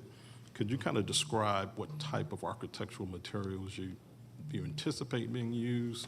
It looks like there's a metal roof here and masonry, but I believe, and I'll have to ask the applicant about that, but I believe it is brick and wood. Okay. I think is what we talked about last time, is that right? Pardon? Brick, yeah. okay. It's all brick. And then the roofing material is? Not 100% sure about that. It may be metal, I don't know. Okay, looks like metal seams, but Yeah. I'd like to know that. What about hours of operation? You mentioned 6 to 9, but your presentation says 7 to 9, Tuesday and Fridays. Yeah, the applicant has, there's a class that they offer from 7 to 9, or like a Bible study kind of thing. And so 7 to 9 is when that's scheduled. I just said 6 to 9 because that gives a little time for people to get there a little bit early. But they do only operate Tuesday night, Friday night, and Sunday morning. That's their only operation time. Okay. You mentioned in your presentation no school operations. Does that include daycare as well? Correct.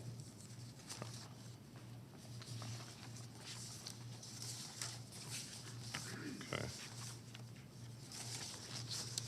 Are there any other questions? Yeah, Commissioner Ballard. Would you like me to address that question about the homes versus the church use? Sure. Typically, houses generate about 10 cars a day, 8 to 10 single-family homes, so you're looking at maybe 180 trips a day, say. Those typically peak heavily, so they have afternoon and morning peaks that are heavy, and that will happen 5 days a week. And then they generate a little less on the weekends, but in aggregate, over the course of the week, homes will generate much more traffic than the church operation will. Okay, thank you. Thank you very much. So you heard some of the opposition had a concern about the use only of existing trees that are mostly leaf-bearing trees that would provide very little in the way of buffer in the winter months. Have you looked into incorporating any evergreens or other conifers, some sort of plan or plantings that would provide year-round buffering? We haven't, to this point, we haven't contemplated it. However, to mitigate that concern, we'll absolutely do it. We'll submit a landscape plan as part of the final thing that will provide that type of landscape buffer. And then one other question regarding the lighting.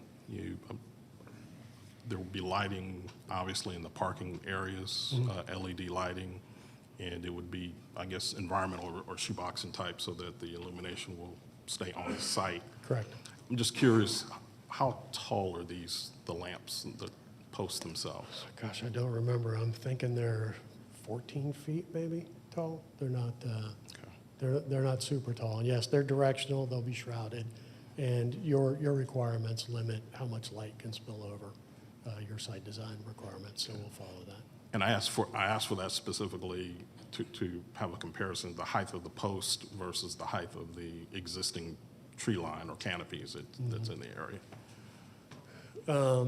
Yeah, I think they're 14 feet. I'm not 100% sure on that. I can provide you that. I don't know if you guys know. But in terms of the existing tree canopy, it's thick all the way to the ground. It's very, very thick out there. In fact, the county, early on, there was an issue relative to a potential stay water at the back end of the site. And it took some hacking to get back there to even take a look at that. It was difficult terrain to slug through. Okay. And y'all have submitted a stipulations agreement sheet, I guess, of about 18 items on here. Can you quickly just touch on what y'all are willing to agree to at this particular time? Sure, yeah. We tried to model this on the existing zoning stipulations. So do you want me to just read through them? Yeah, that's fine. Okay, so the district commissioner will approve the final site plan, and that will include the landscape plan. Building setbacks would be 50 feet from all property lines. The applicant will employ off-duty police officers for traffic control if needed.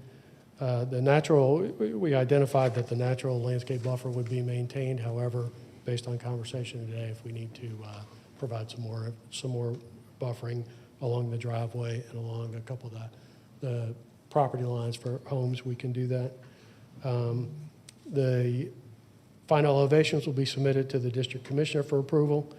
Any additional structures beyond the 10,000 square feet would be subject to site plan amendment process. We have no plans to expand beyond that. I think initially what happened was there was a miscommunication between the architect and the applicant, where the architect set it up that showed an area for potential expansion because that's what architects do. That got submitted. That wasn't really ever the plan. That's why now that doesn't exist at all in the site plan. That was revised to be removed because that was never really the plan anyways. And that was just a note. It wasn't actually an additional footage. But anyways, if we Anything beyond that would have to go back through the process. There's about 65 parking places that we would provide. That is down from the original, whatever it was, 120 or so. The district commissioner could only approve minor operation or minor modifications, and not any that include additional square footage. Fire department comments and recommendations will be incorporate a water and sewer division, stormwater management, zoning division. We will agree to enter in a development agreement to donate additional right-of-way if needed, up to 40 feet from the center line. It was identified in the DOT comments that the desired right-of-way is 80 feet out there. I think it's probably about 70 now. So if we were donating our half of that, that would be about 5 feet. We'll provide sidewalks along our frontage. Our frontage isn't very long and or very wide, and there are no sidewalks on that side of the road, but we'll still provide those. Well, it's not on this list, but we'll provide the right turn lane taper into the site.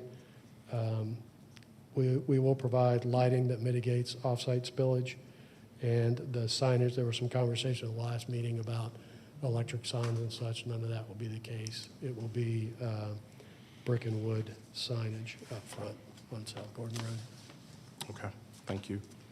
Any questions of the applicant? Yeah, Commissioner Anderson. Yeah, just had a question. So you'd said before that I think there are 130 parishioners or attendees currently at the existing facility? Yeah, about 120 to 140, yeah. All right. And how big is that facility roughly? I don't know, it's a leased facility actually in an office building. I'm not exactly sure. What is it? 3,000 square feet? 3,000 square feet. Got it. So just basic math, 23 square foot per person, which would imply roughly around a 5,000 square foot facility is kind of what you need here as opposed to 10. Just wanted to think through what kind of, why you need double the space per person than you do use right now. Is that strictly for, we just want to double the congregation size? Sorry. Yeah, no, or is there like other kind of, you're reprogramming it to have more kind of breakout rooms or something that kind of allocates more? The design is just being rethought? Yeah, the existing, like I said, the existing site's leased in an office building. Yep. It's limited. The new site will provide a little more room in the sanctuary, let people spread out a little bit more. There are a couple of other ancillary rooms, like a Bible study room, a place to watch kids during the services. There's a little social area, you know, so there's just more space for that kind of stuff that typically goes as opposed to going in, cramming into a small space for service. Got it. Okay. Makes sense. Okay, great. Thank you. Thank you, appreciate it. Sure, thank you. If I could just ask Lygia real quick from DOT.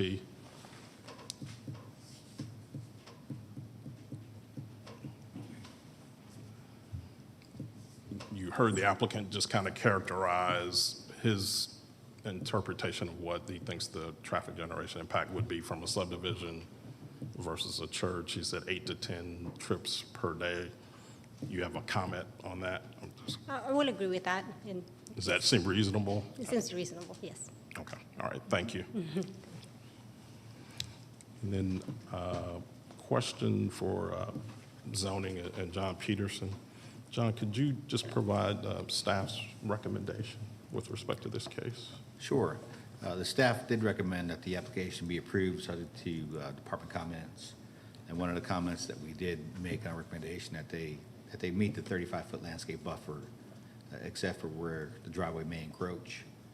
So we're not recommending they be given any type of setback variances, which are shown in the variance comments. But, you know, it's our opinion that they could meet the 35-foot landscape buffer on most of the property. Okay, all right, thank you. Are there any questions my commissioners have of staff? Okay.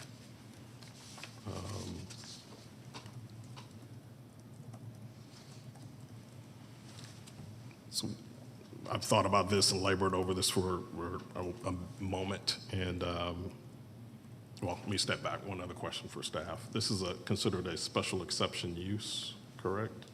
And churches in general are found in residential areas all throughout the county. Is that correct? That is correct. In the zoning code, there is a section for special exception uses that can go into certain areas if you meet certain criteria in the code. And, you know, the major ones with a church are the acreage size, the setbacks, the parking, and the buffering. And we have found the application to have met those general requirements? We think it can meet all of them except for maybe some of the buffering where the entrance driveway is. Okay. All right, thank you. Appreciate that. Any questions of staff? Okay.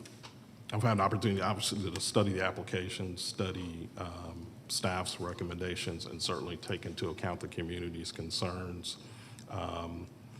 I'm also wanted to comment too on the previous zoning that was approved for this site back in 2014 for the meditation center. That's 9 years ago, and nothing came to fruition. So I just make that point. I don't know what really, what the rationale is for that, but you know, just want to point out the obvious, that the meditation center didn't go through. And if you actually look through the stipulations from that case, they were pretty extensive. And I understand the community had concerns about that facility, that type of use on that particular site. However, as I look at what's being proposed here, I note that a 10,000 square foot facility is pretty significant. And I thank Commissioner Anderson for his question as it relates specifically to where they're currently located from a square footage standpoint, and why such a significant increase is needed for the site for the church, this church facility at this time. However, I think there's an opportunity here to meet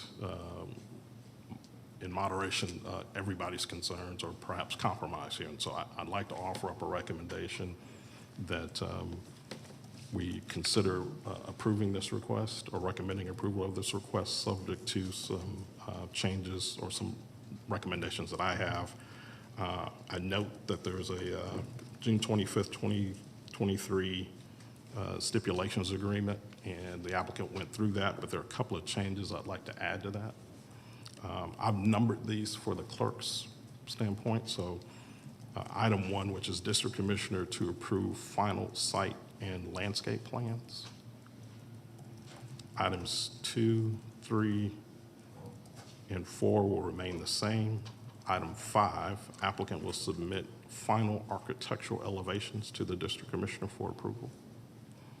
Item 6, the structure itself will be limited to 5,000 square feet. Any addition to that will require another business item to come back before this board, or I'm sorry, before the Board of Commissioners. Parking spaces will be, there's a specific number here noted here. They'll provide the minimum number of parking spaces required per code. Item 8, no school or daycare uses will be operated on site. All the other items will remain the same up to, and I'm adding a stipulation 19, all staff comments or recommendations not otherwise in conflict. With that, my recommendation is that we recommend approval of this application. So is that are you doing that in the term of a motion? Yes, sir, that is my motion. Okay. Second. I have a second from Commissioner Blouin. Is there any discussion? If not, let's call the question. A vote of 5-0 for approval of Z9 with the recommended stipulations. Thank you.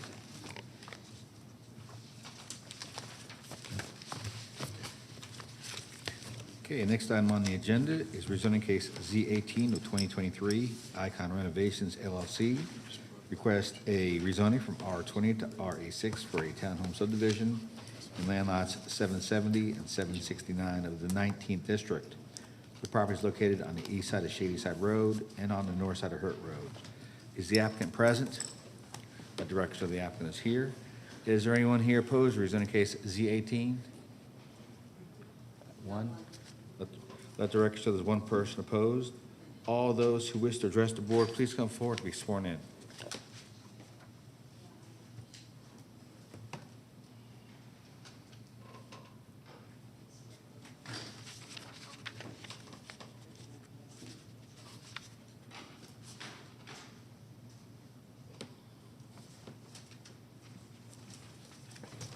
Morning.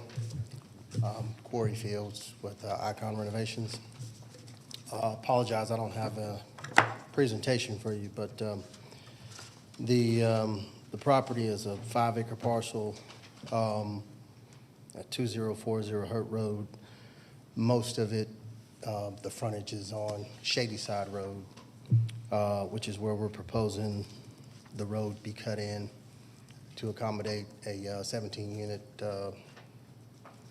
attached single-family development, townhomes, if you will. It looks to not have much impact on any of the other neighboring properties. There's a large wooded area on 3 sides of the property. The only portion of it that really is disturbed is probably about 60% of the frontage on Shady Side Road.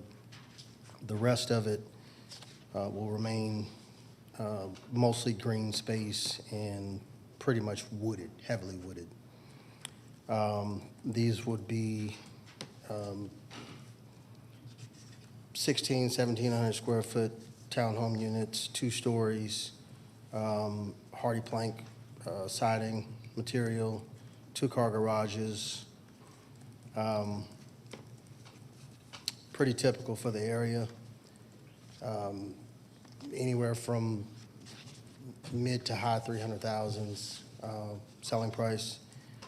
There are several other communities going on not too far away from this particular property.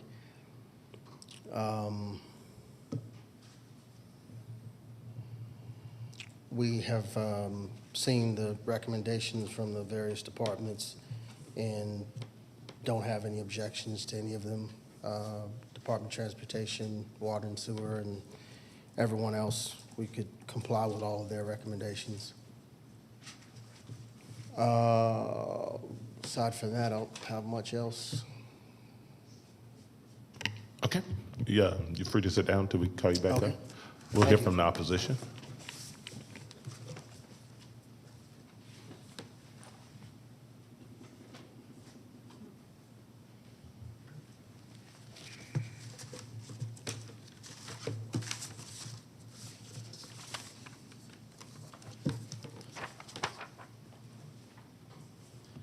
My name is Bob Korn. I live at 3337 Shady Side Road, which is about 300 feet up from this facility, from this proposal. If you just put that top one on, that's all we need. Yeah. So, a couple of things. First of all, on the south side of that land lot 770, that basically follows Hurt Road. Everything north of Hurt Road is R20, R15. The intent has always been that. There's nothing there that is a high density. South of Hurt Road, going back towards Austell, if you're familiar with the area, we started putting in high densities. In particular, the old Kmart store, there's a tremendous amount of building that's gone in there. We like that. We like improvements. But the characteristic of this neighborhood, Hollydale, and going farther north into there, is all residential. There's no apartment buildings, there's no townhomes, there's nothing there. So in addition to that, I think that the picture that we were showing on the layout shows where those units are going to be setting. This document I put up here, the star is exactly where they'd be putting that buildings in there. But more importantly is that yellow space that's in there is all floodplain. It's also identified by FEMA.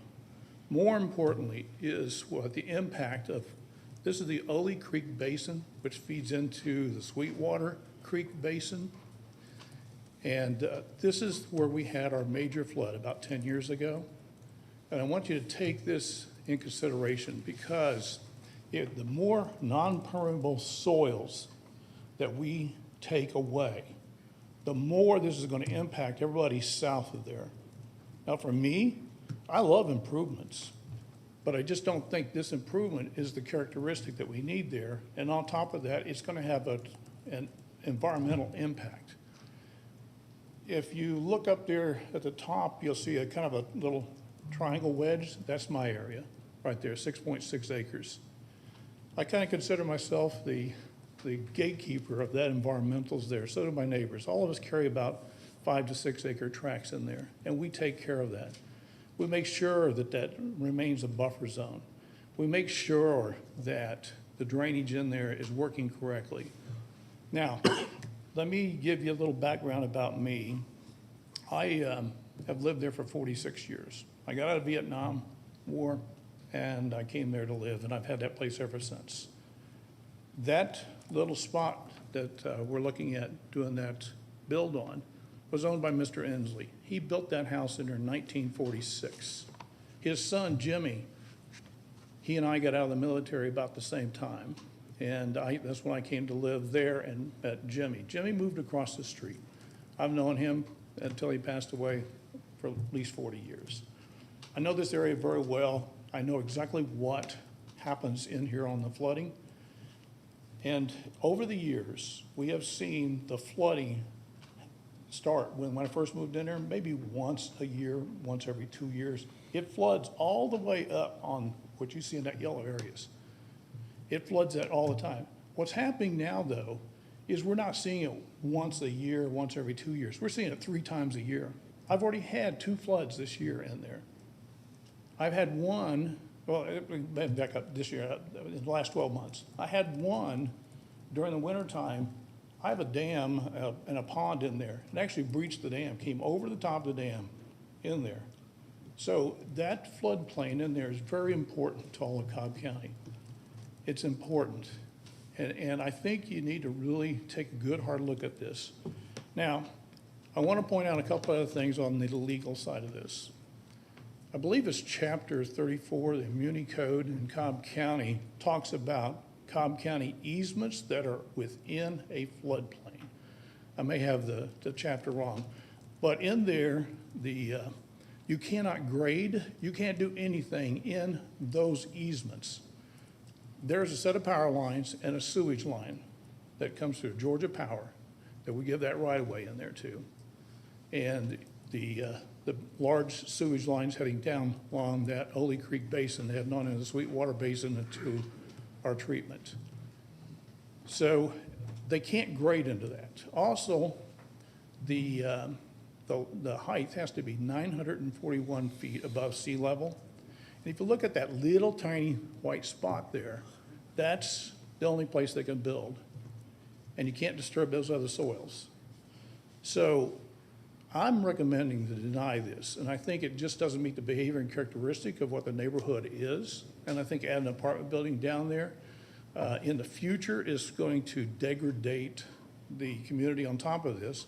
And the reason I say this is even though it's going to start out nice townhomes, this neighborhood, when people buy things, they buy and then they end up eventually going into rental. Hollydale subdivision is about 50, 60% rental. I was there when they built the subdivision. If you look at Shady Side Road today, we have 6 brand new homes, just got built. They sold for about $400,000. On my side of the street, there were 2 other homes that were built that they're my neighbors about 10 years ago, same thing. What we've been doing is we've been allowing, going from R20 to an R15 to get a little more housing density in there, but not changing the behavior and characteristic. That's important, is to hold that behavior and characteristic there.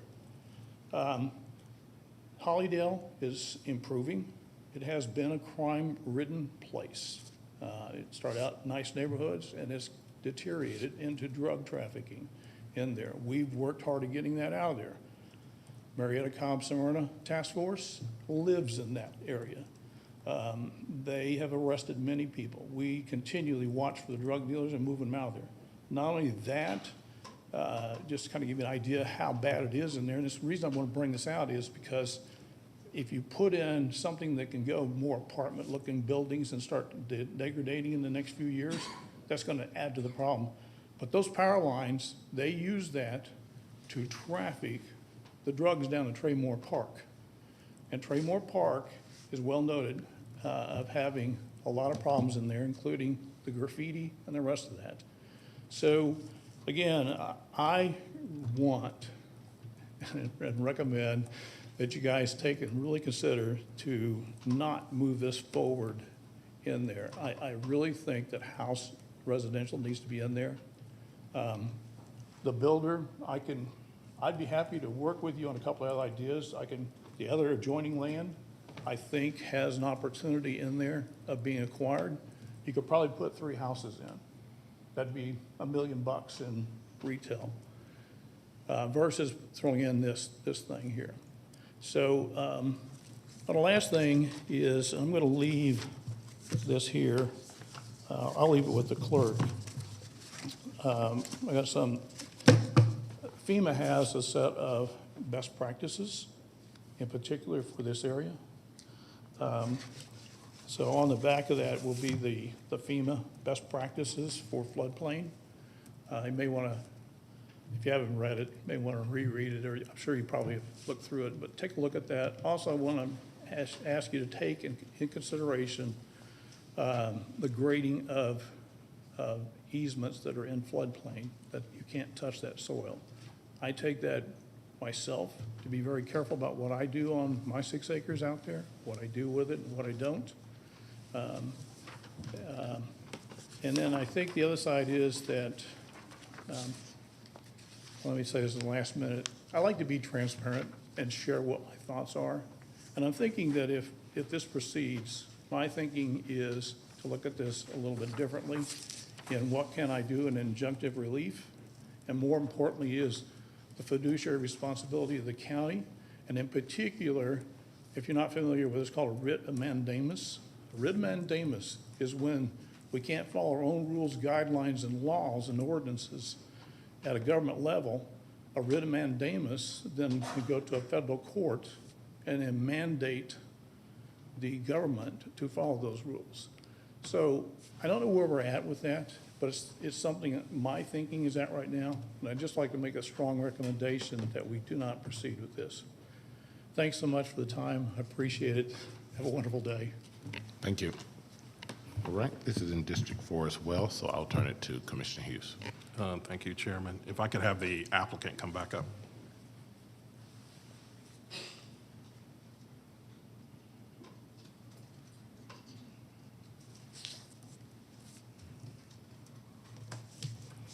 Mr. Fields, Yes. Just real quick, you mentioned during your remarks, opening remarks, that you had reviewed some of the staff's recommendations. I wanted to be sure you saw zoning's recommendation was that Right. we deny the request. The applicant's talked about his concerns with respect to what you're proposing, perhaps being out of character with what's in the area, predominantly single family. Are you open to exploring single family options for the site and working with him? It really doesn't work for that.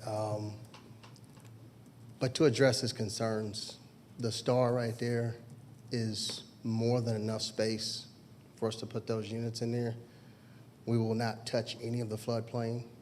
We're out of the floodplain. There will be no grading in the floodplain. There'll be no building in the floodplain. Floodplain's off the table.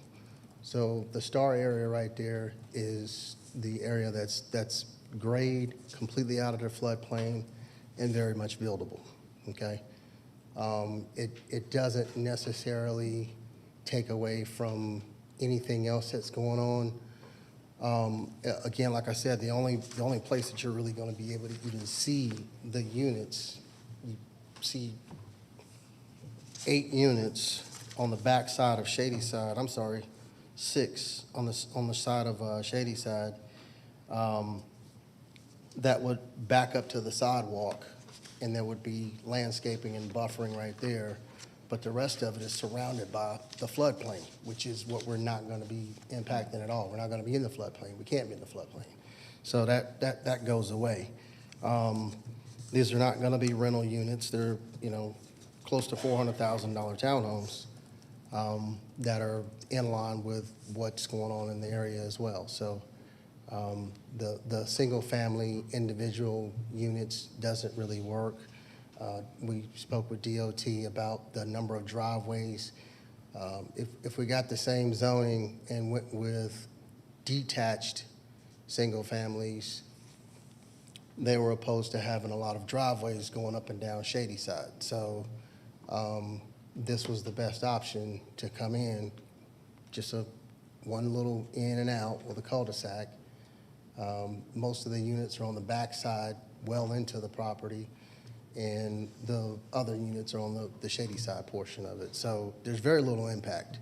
There's no impact to the floodplain at all, and there's also a study that has to be done per the stormwater about the impact to Ollie Creek, which I don't have it with me, but they've got the results of it back. There's no impact to Ollie Creek. We're not impacting anything. There's going to be stormwater detention on site. There's no impact to the floodplain. It'll all be, county, FEMA regulations. It's all within reason. So are there other townhome communities in the immediate vicinity of this property? In the immediate vicinity, there's RA6 zoning directly across the street. If you can pull that back up. That one right there, sorry.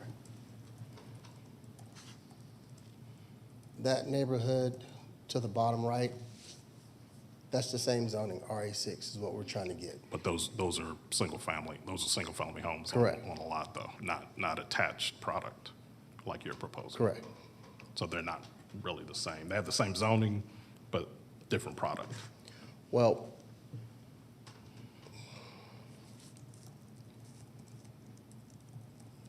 not necessarily opposed to that. It's just going to be very difficult to pull that off. The project doesn't necessarily work with detached single families. I understand. And just looking at staff's recommendation, you recognize the future land use designation here is low-density residential. I'm sorry? The future land use designation for this property is low-density residential, Right, which I understand. means up to 2.5 units per acre. What you're proposing is double that. I understand. Okay, all right.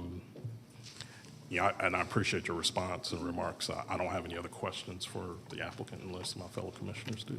Any fellow questions? No. Okay. Thank you. Appreciate it. Thank you.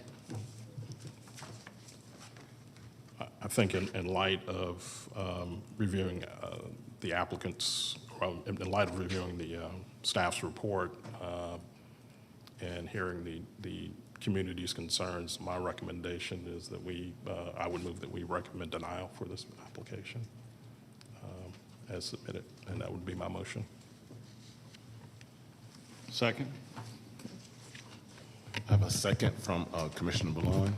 Any discussion? If not, let's call the question. Vote of 5-0 for denial of the 18 as submitted.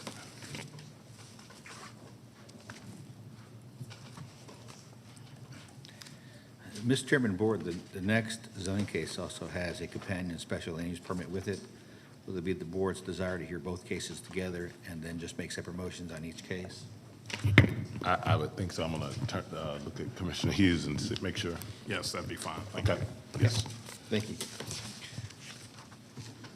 Okay, rezoning case Z21, Clarkdale Ventures LLC request a rezoning from GC, NS, and R20 to GC and R20 for used auto sales in land lot 1055 of the 19th district. The property is located on the south side of Austell Powder Springs Road at the terminus of Eugenia Place. Together with its special land use permit number 6 of 2023, Clarkdale Ventures LLC requests a special land use permit for used auto sales in land lot 1055 of the 19th district. The property is located on the south side of Austell Powder Springs Road at the terminus of Eugenia Place. Is the applicant present? Yes. Let the record show the applicant is here. Is there anyone here opposed to rezoning case Z21 or SLEP 6? Please raise your hands. None? Okay, let the record show there's no one opposed. Would the applicant please come forward to be sworn in?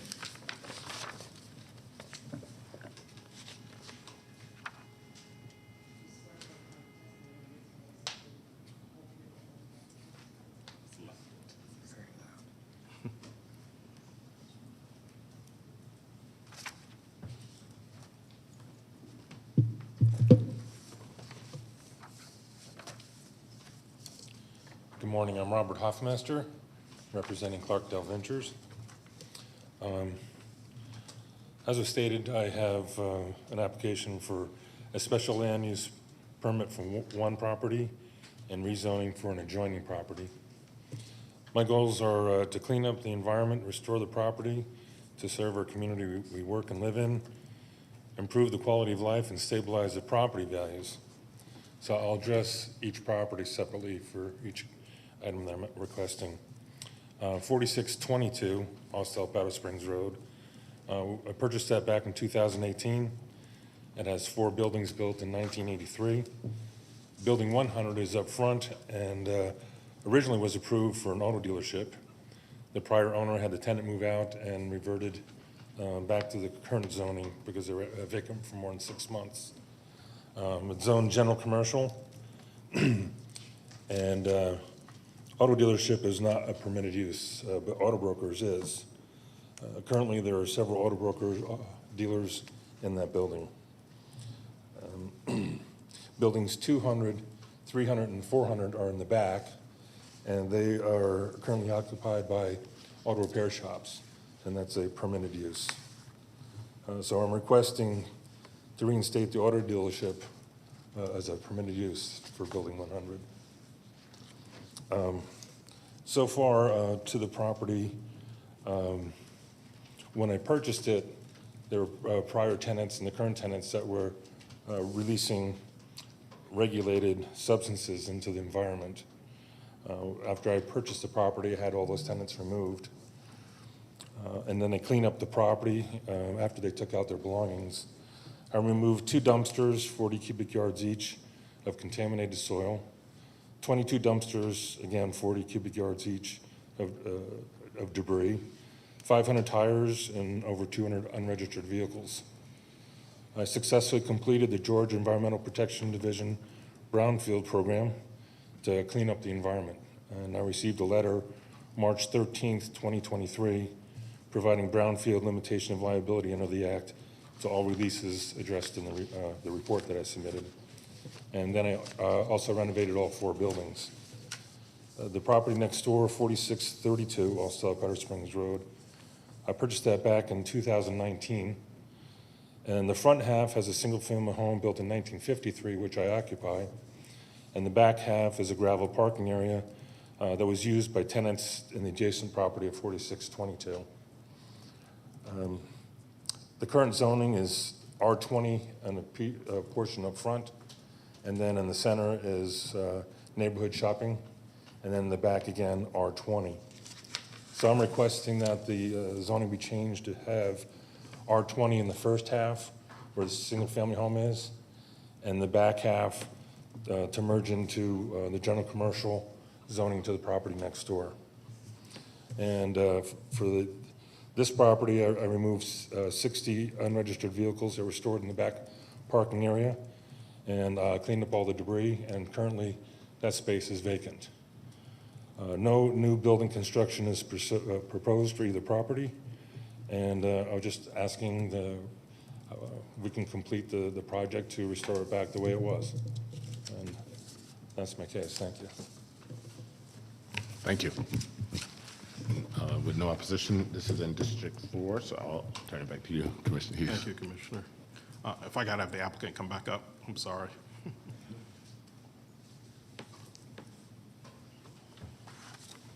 Mr. Hoffmaster? Yes, sir. You mentioned, I think, on the adjoining lot, I think the one that's, I guess, a single-family residence? Yeah, 4632 has a single-family residence. Okay. And you reside there? Yes, sir. Okay. And you intend to reside there? Yes. Okay. You mentioned brownfield, having gone through that process. Could you just maybe 30,000-foot level kind of describe what you had to do with respect to that? Sure.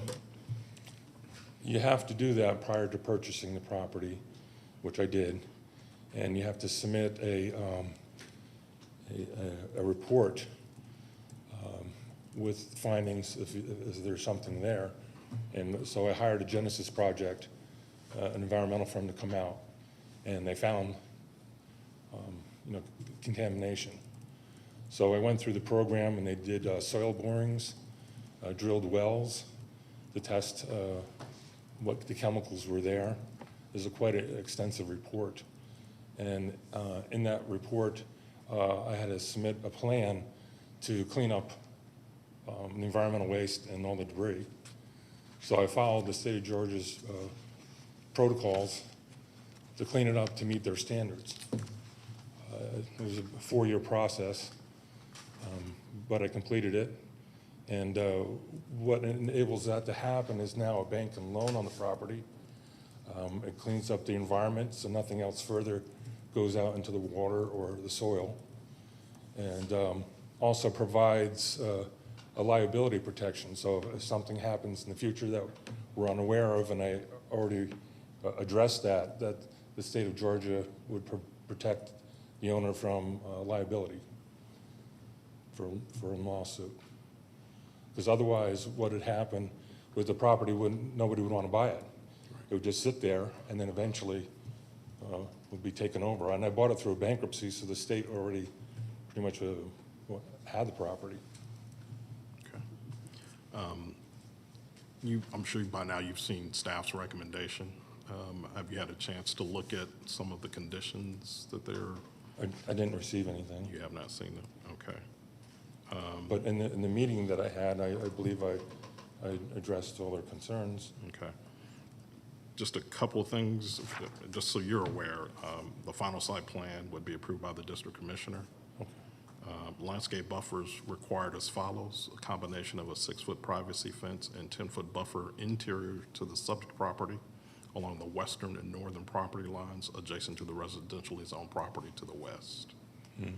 And then they're agreeing to waive the 40-foot buffer along the eastern property line to the residentially zoned property owner occupied to the east. And then a full 40-foot buffer required along the southern property line adjacent to residentially zoned property to the south, except to accommodate the existing septic system. Yes. Okay. Implementation of a full 8-foot landscape strip along the frontage of the property. That might be to accommodate a trail that's being planned, discussed along Yeah, Austin. that was brought up in our meeting, but it wasn't determined what side of the street it was going to be. Yeah, I think it's on your side of the street. Okay.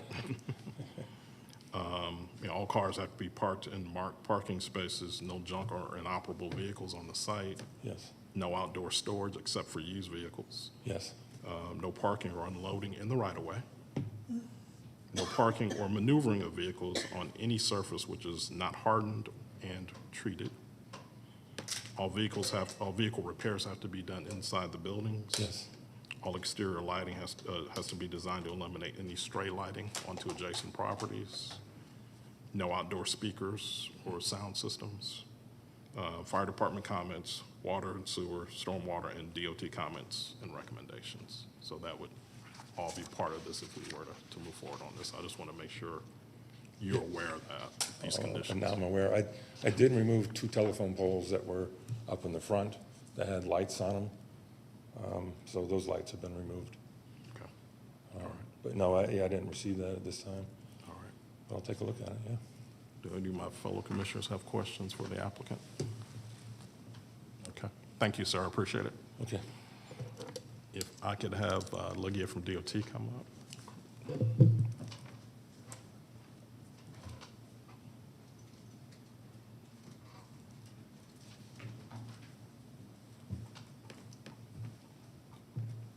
Lygia Florim, DOT. Hi, Lygia. Just looking through DOT's recommendations, I know there was a mention or reference to Austell Powder Springs trail, possible trail, I should say, or proposed trail. Can you just kind of describe what the status is of that project and where that stands at this point? Absolutely. The project is currently in a scoping study phase. which is prior to the conceptual plan being developed for this trail. And there's a lot of community involvement happening at the moment. I believe they're in their fourth stakeholder meeting round for that trail. And so they're deciding different alignments for the trail. And one of the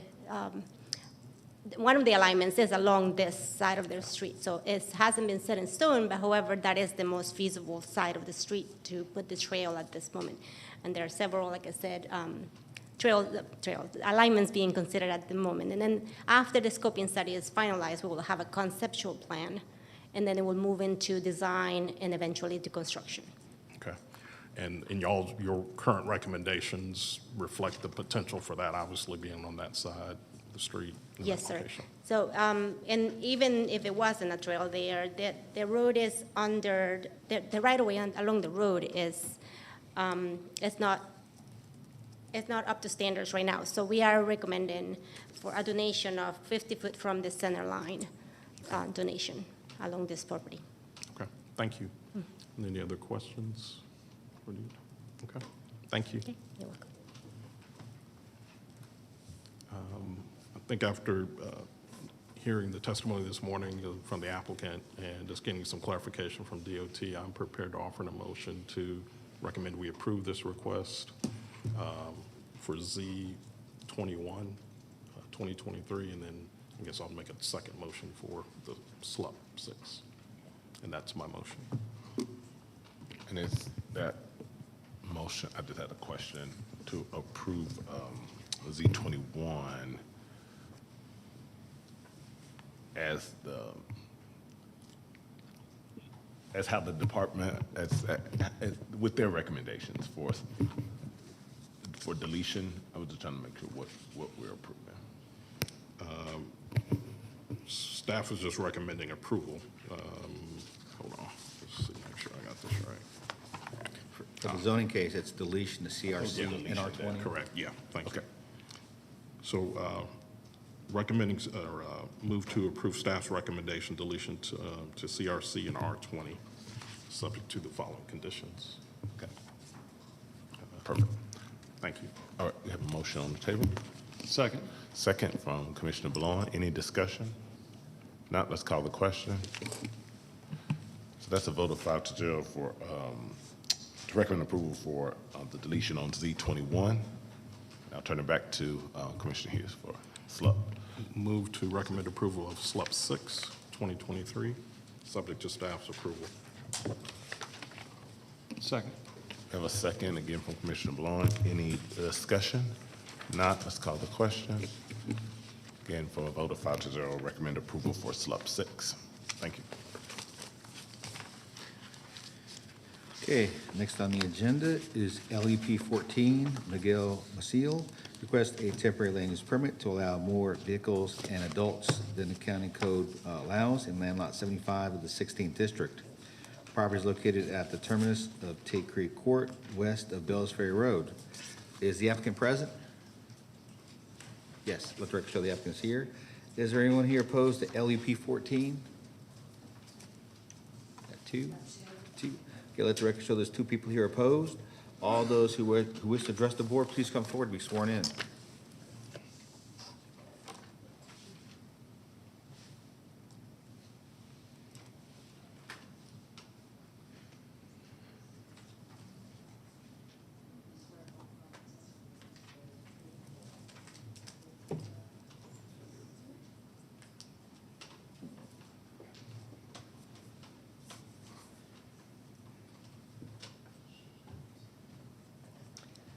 Good morning. My name is Georgina Castillo.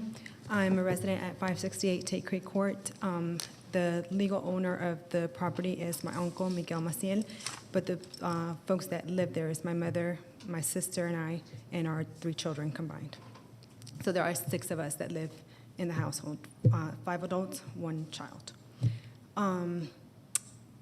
Quite honestly, after listening to all these cases for the past 2 hours and a half, I'm a little embarrassed to even be up here with what's going on because we,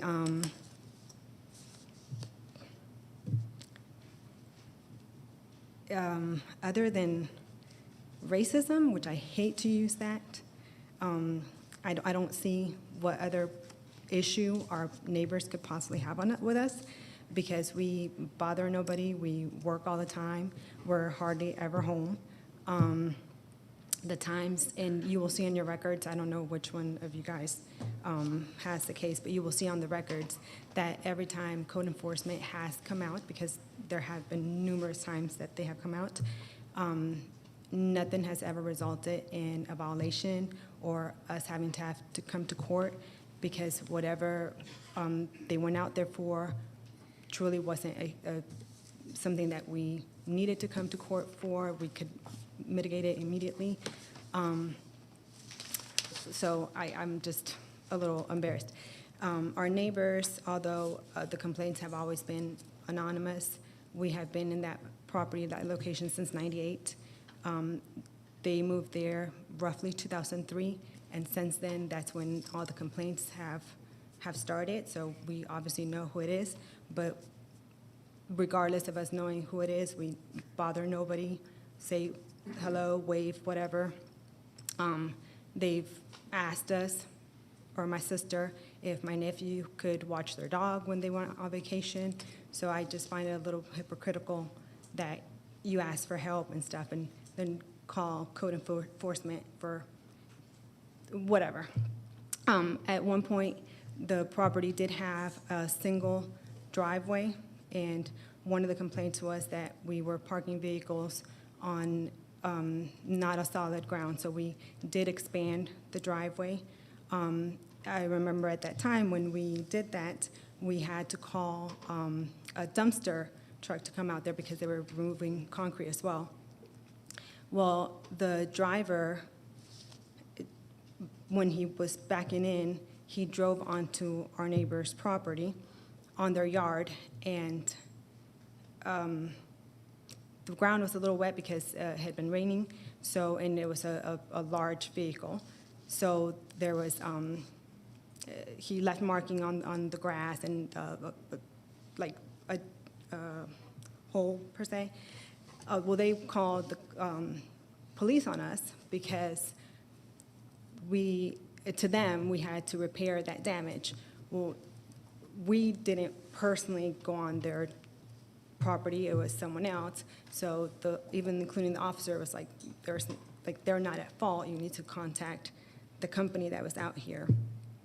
Their dog, which they no longer have a dog now, was never on a leash. We never had a problem with that, even though the dog chased my mother up our stairs, and she's diabetic, she hurt her legs. We still made no fuss because we're not trying to be a headache for anybody else. We're just hardworking people and just don't bother anybody. At this point, when they called code enforcement, one of my vehicles did not have a valid registration. My daughter had recently had to be put into a mental health institute for a month because she tried to commit suicide. So I wasn't, that to me was not as important because it was a vehicle that was not working at the time, and it was parked on the street, but at no point were any of the vehicles encroaching onto any of the neighbors. They weren't blocking any driveways, they weren't blocking their mailboxes to where the postal service could not deliver mail. And when the code enforcement officer came out, we did immediately remove the vehicles that were not working. I took it to mechanic. I got the registration, and since the driveway is wide enough, it does fit the vehicles that we're requesting the permit for. So that is now taken care of.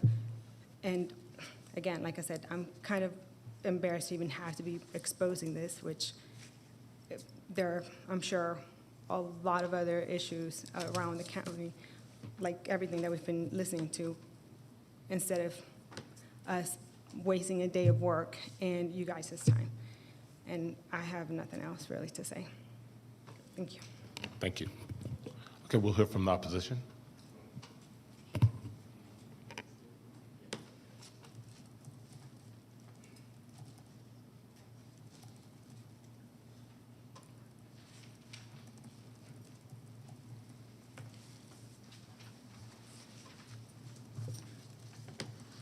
Good morning, Commissioners. My name is Darrell Salter. I live currently reside at 565 Tate Creek Court, Acworth, Georgia, Northwest 30102. Please consider, in reviewing this application, submitted for a land use permit at 568 Tate Creek Court. If approved, it allows more vehicles to be parked at the residence than the county currently allows. These are single-family dwellings. And we live in a small cul-de-sac with 10 homes. Parking at this address has been a nuisance for several years, not to mention the multiple families occupy several homes in our neighborhood. 5668 Tate Creek is utilized as a multi-purpose residence with people constantly moving in and out. I'm again against the amendment of the county parking code allowing 4 cars to be parked as a resident, because with an abundance of vehicles, this particular resident consisting results to parking in the yard or on the street. For instance, if one car moves from the top of the driveway, others have to use their vehicles to park on the street. The amendment would affect the value of our property and our homes. Our small street cannot handle all these cars. When guests visit, there is a limited places to park because of all the vehicles parked in an aforementioned property. Please consider the opposition and deny this request for more vehicles. At this time, I would like to submit to the commissioners a letter denying, do I submit this to you or, oh, okay. Denying this application. Thank you for your time, and God bless you. Thank you. Do we have another speaker, or?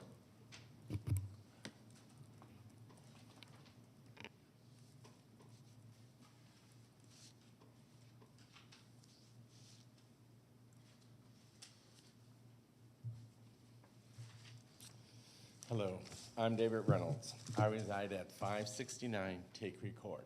I'm right exactly across the street from the people we're talking about.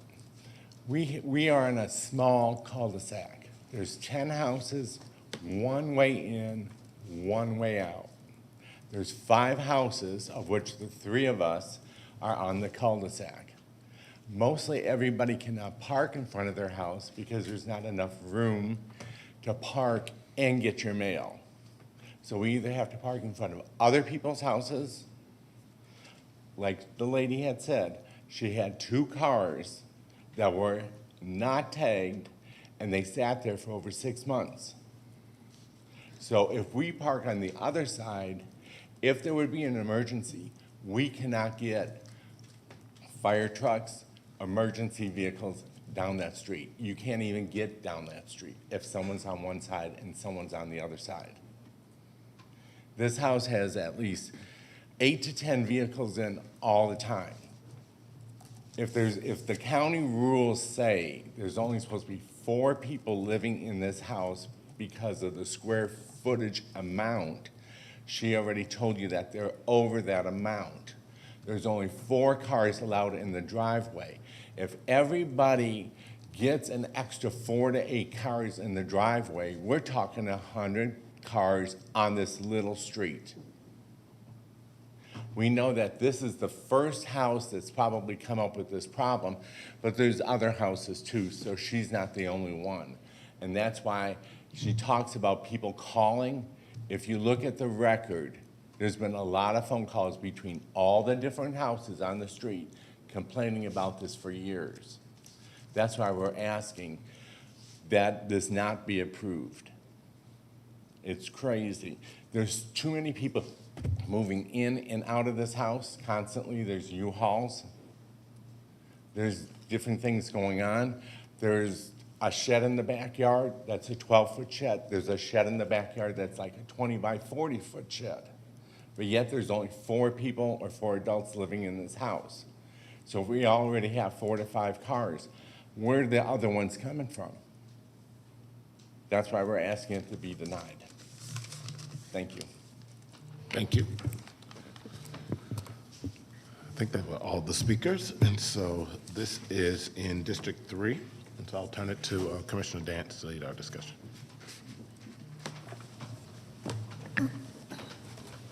Thank you. Mr. Peterson, can I get your assistance, please? We've heard different things from different people here. So can you tell us what the code enforcement issue and history is? They were placed on a notice of violation earlier this year for having too many cars on the property. The initial complaint said that there was 12 cars on the property and more than 10 people living in the house back in April. When was that? It was April 3rd, 2023. Okay. And code enforcement went back a few times, and they've talked to Gabriella about the case. And Was there a reduction in the cars when they went back? it looks like, the complaint was for 12, but it looks like they found 7 on the property when they went out back in April.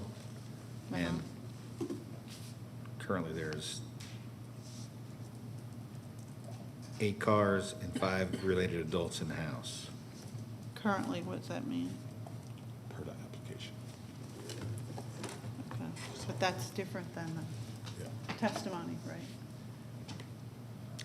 I think it'd be good to call the applicant back up here and figure out, why there's so many cars compared to the number of adults. Right. And the request is for what? It's to have 8 cars and 7 adults. The request is for the 8 cars? Yeah, that's what their paperwork says that they submitted.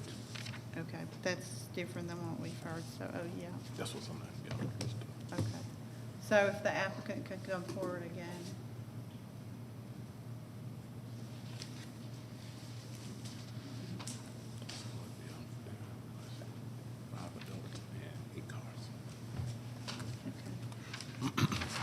Hi, ma'am. Yes. Hi.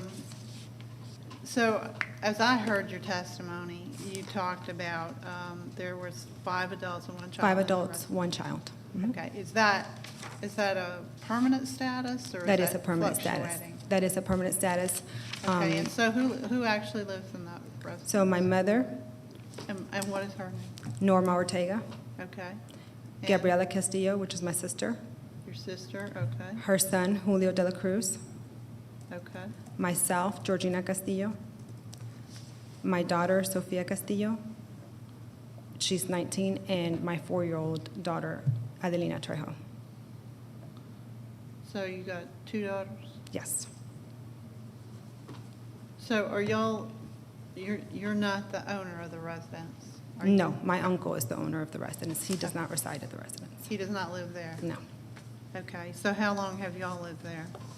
since 98. Excuse me? Since 1998.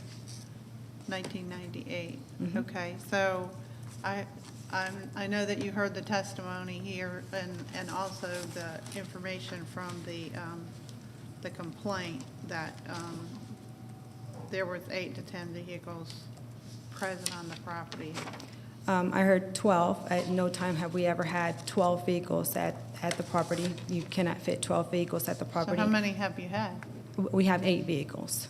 We You don't have 8 currently? We have 8 vehicles. Okay, and what's your need for 8 vehicles? Need, there's no specific need for 8 vehicles, but we have 8 vehicles.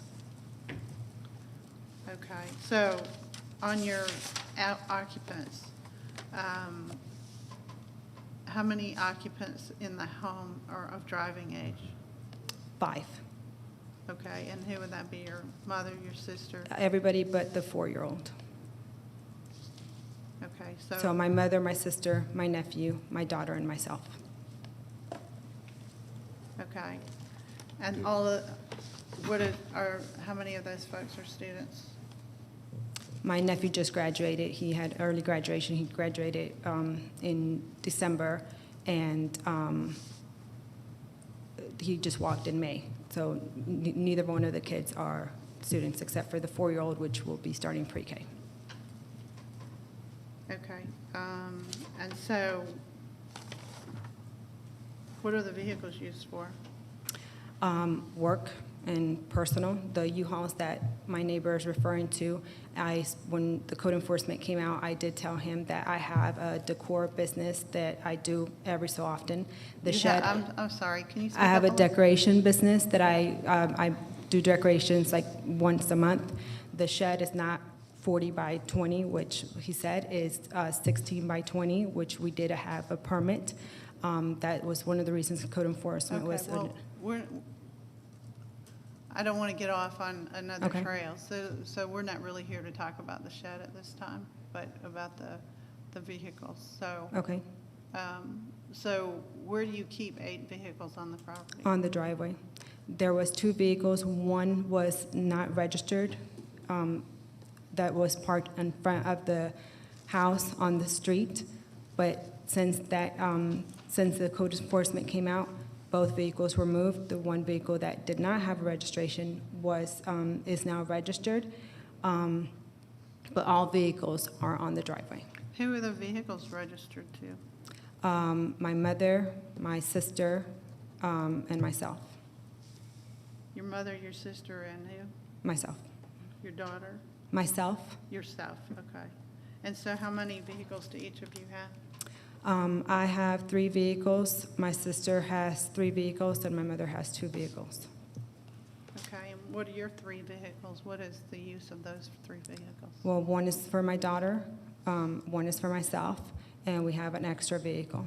Okay, is that, I mean, what is the vehicle that's not registered? I'm sorry? What is the vehicle that's not registered? They're all registered. Okay.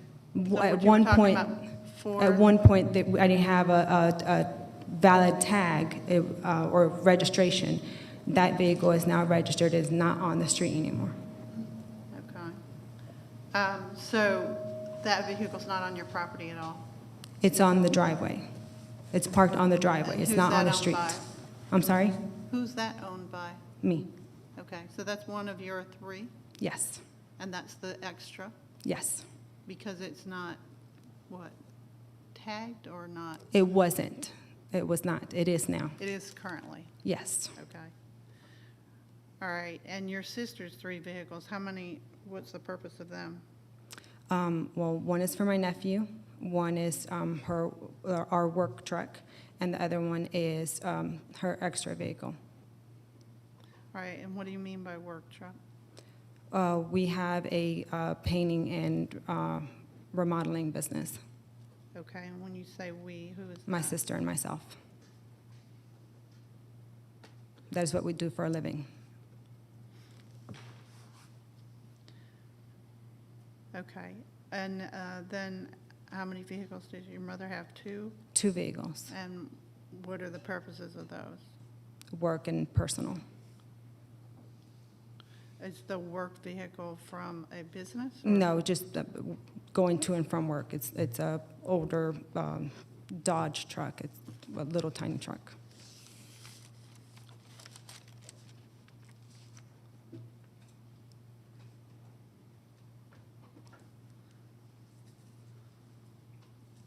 So each of you have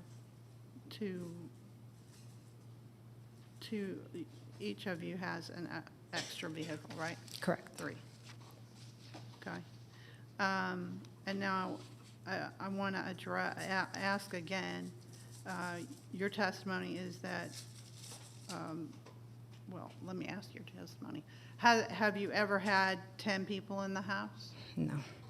Okay. Have you ever had 12 cars at the house? No. So in April, that wasn't the case, is that right? No. I mean, code enforcement was out there, and I'm sure they counted the vehicles. Okay, and so if they counted the vehicles, the 7 on the property, then of the ones you've described, one of them wasn't present? Of the ones that what? I'm sorry? If they came to the property and there were 7 on the property, then one of the ones that you owned or that you've told us about just wasn't there, is that right? Correct.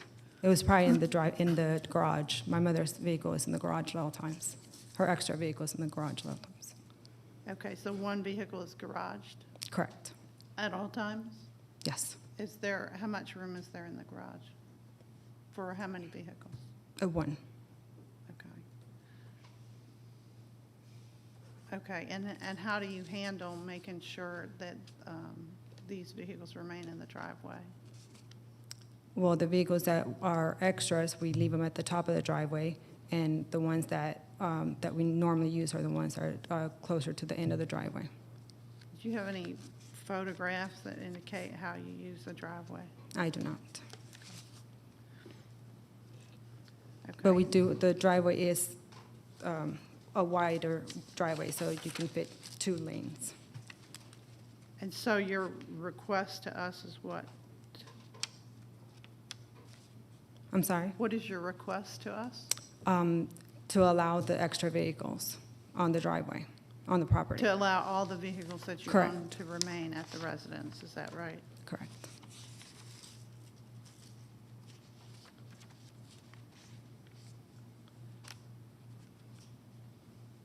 Okay, have you looked at reducing the number of your vehicles?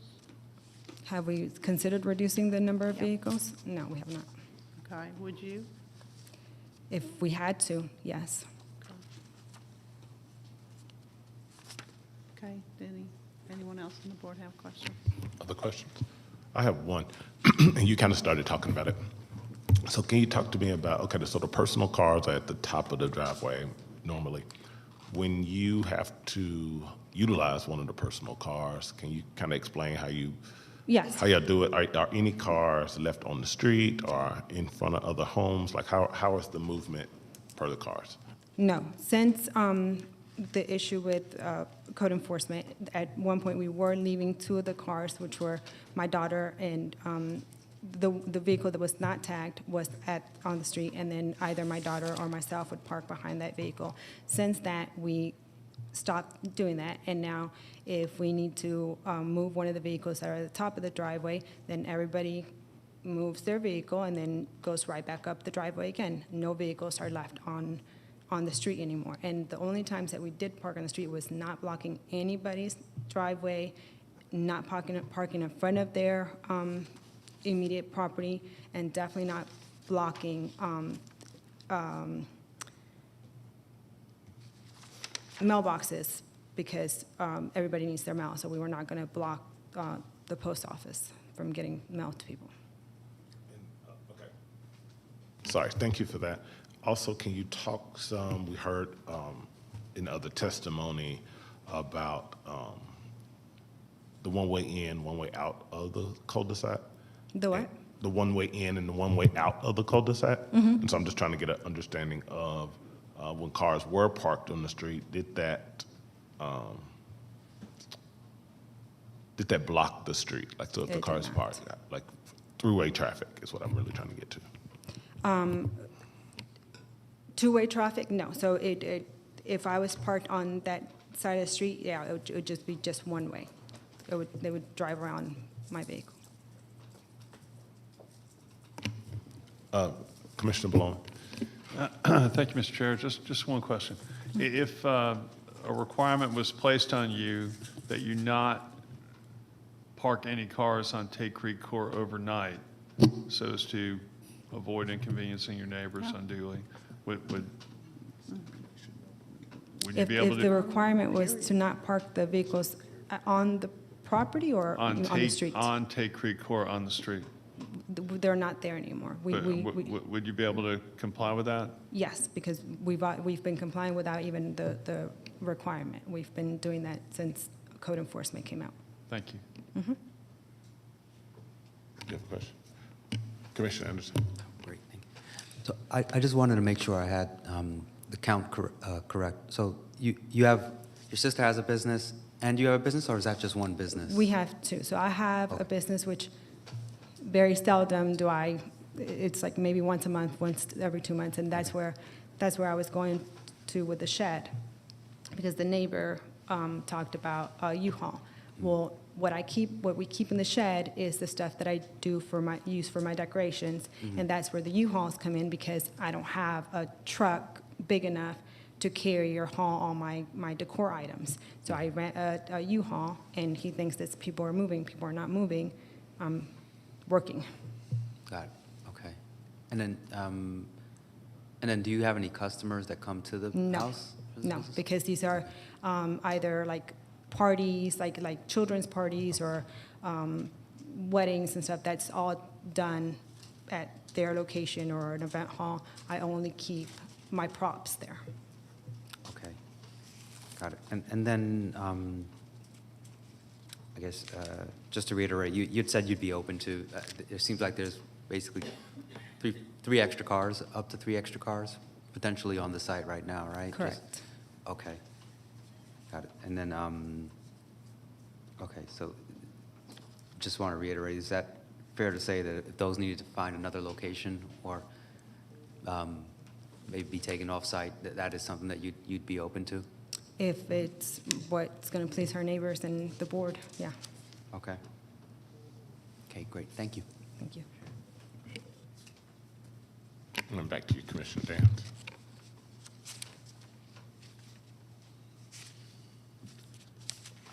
Mr. Peterson, so what is the limit on the cars based upon the square footage and the? They're allowed to have 4 cars total on the property, of which all 4 could be outside. The same holds true for the number of related adults. They can have 4 related adults, and that's it. So what do they have currently on related adults? They have 5 related adults and 8 cars. So is this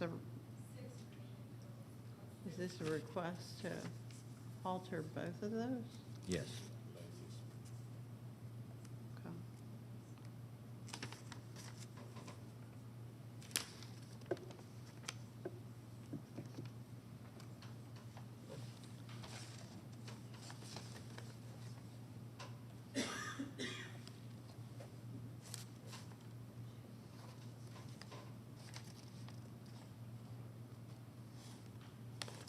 And the request is for how many cars?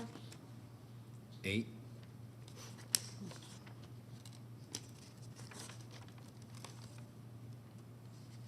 Okay, are there any issues with businesses being operated out of the home? They're allowed to have customary home occupation on the property, and based on what I heard, it sounds like they're okay as far as that.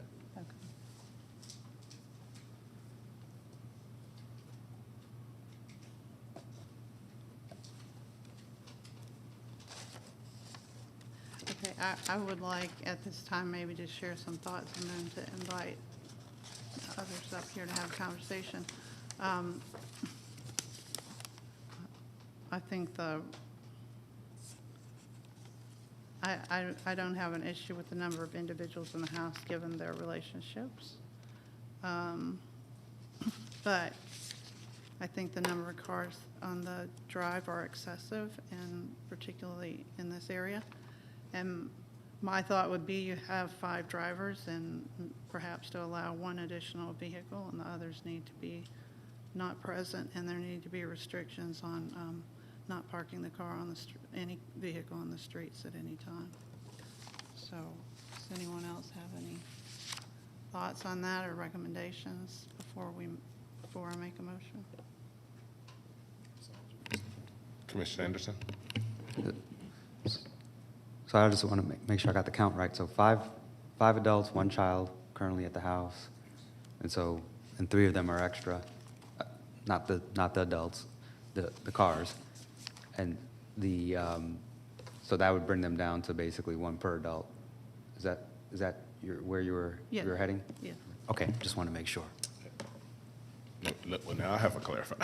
That's not what I heard. I heard when you said, just talking, I heard 1 per adult, and then you were saying, and maybe 1 extra, and that's it. So you would be eliminating 2, or are you eliminating 3? I was talking about eliminating 3. Eliminating 3. Okay, thank you. With possibly some time to allow that elimination to occur. 60 days, something like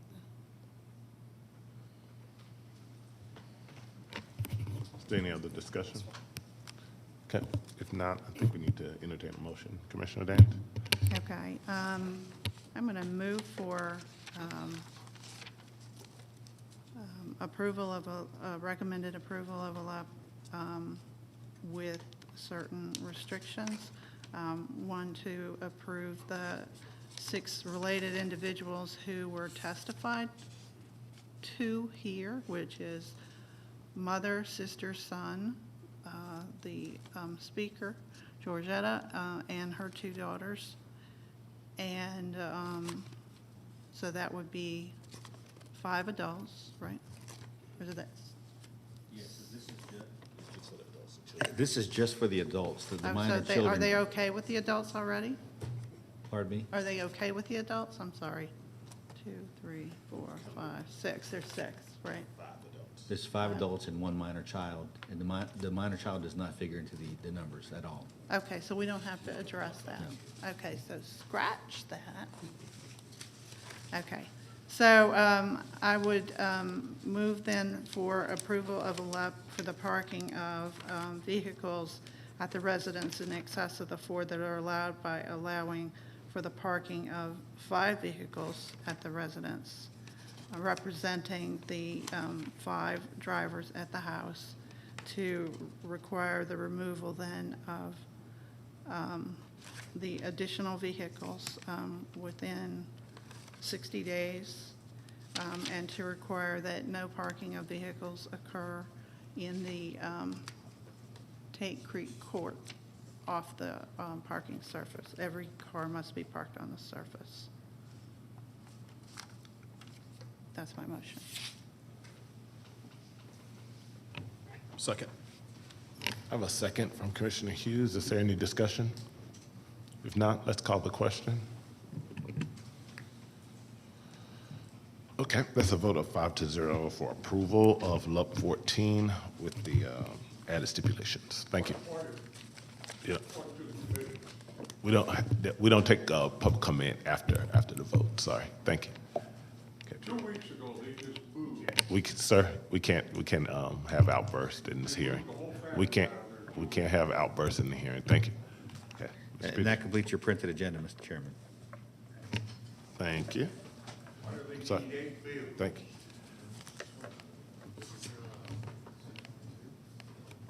We already cut it out.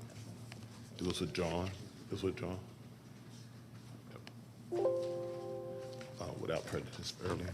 Okay, we have 2 more orders of business. I will entertain a motion for approval of the minutes of the special called review work session from June 26th.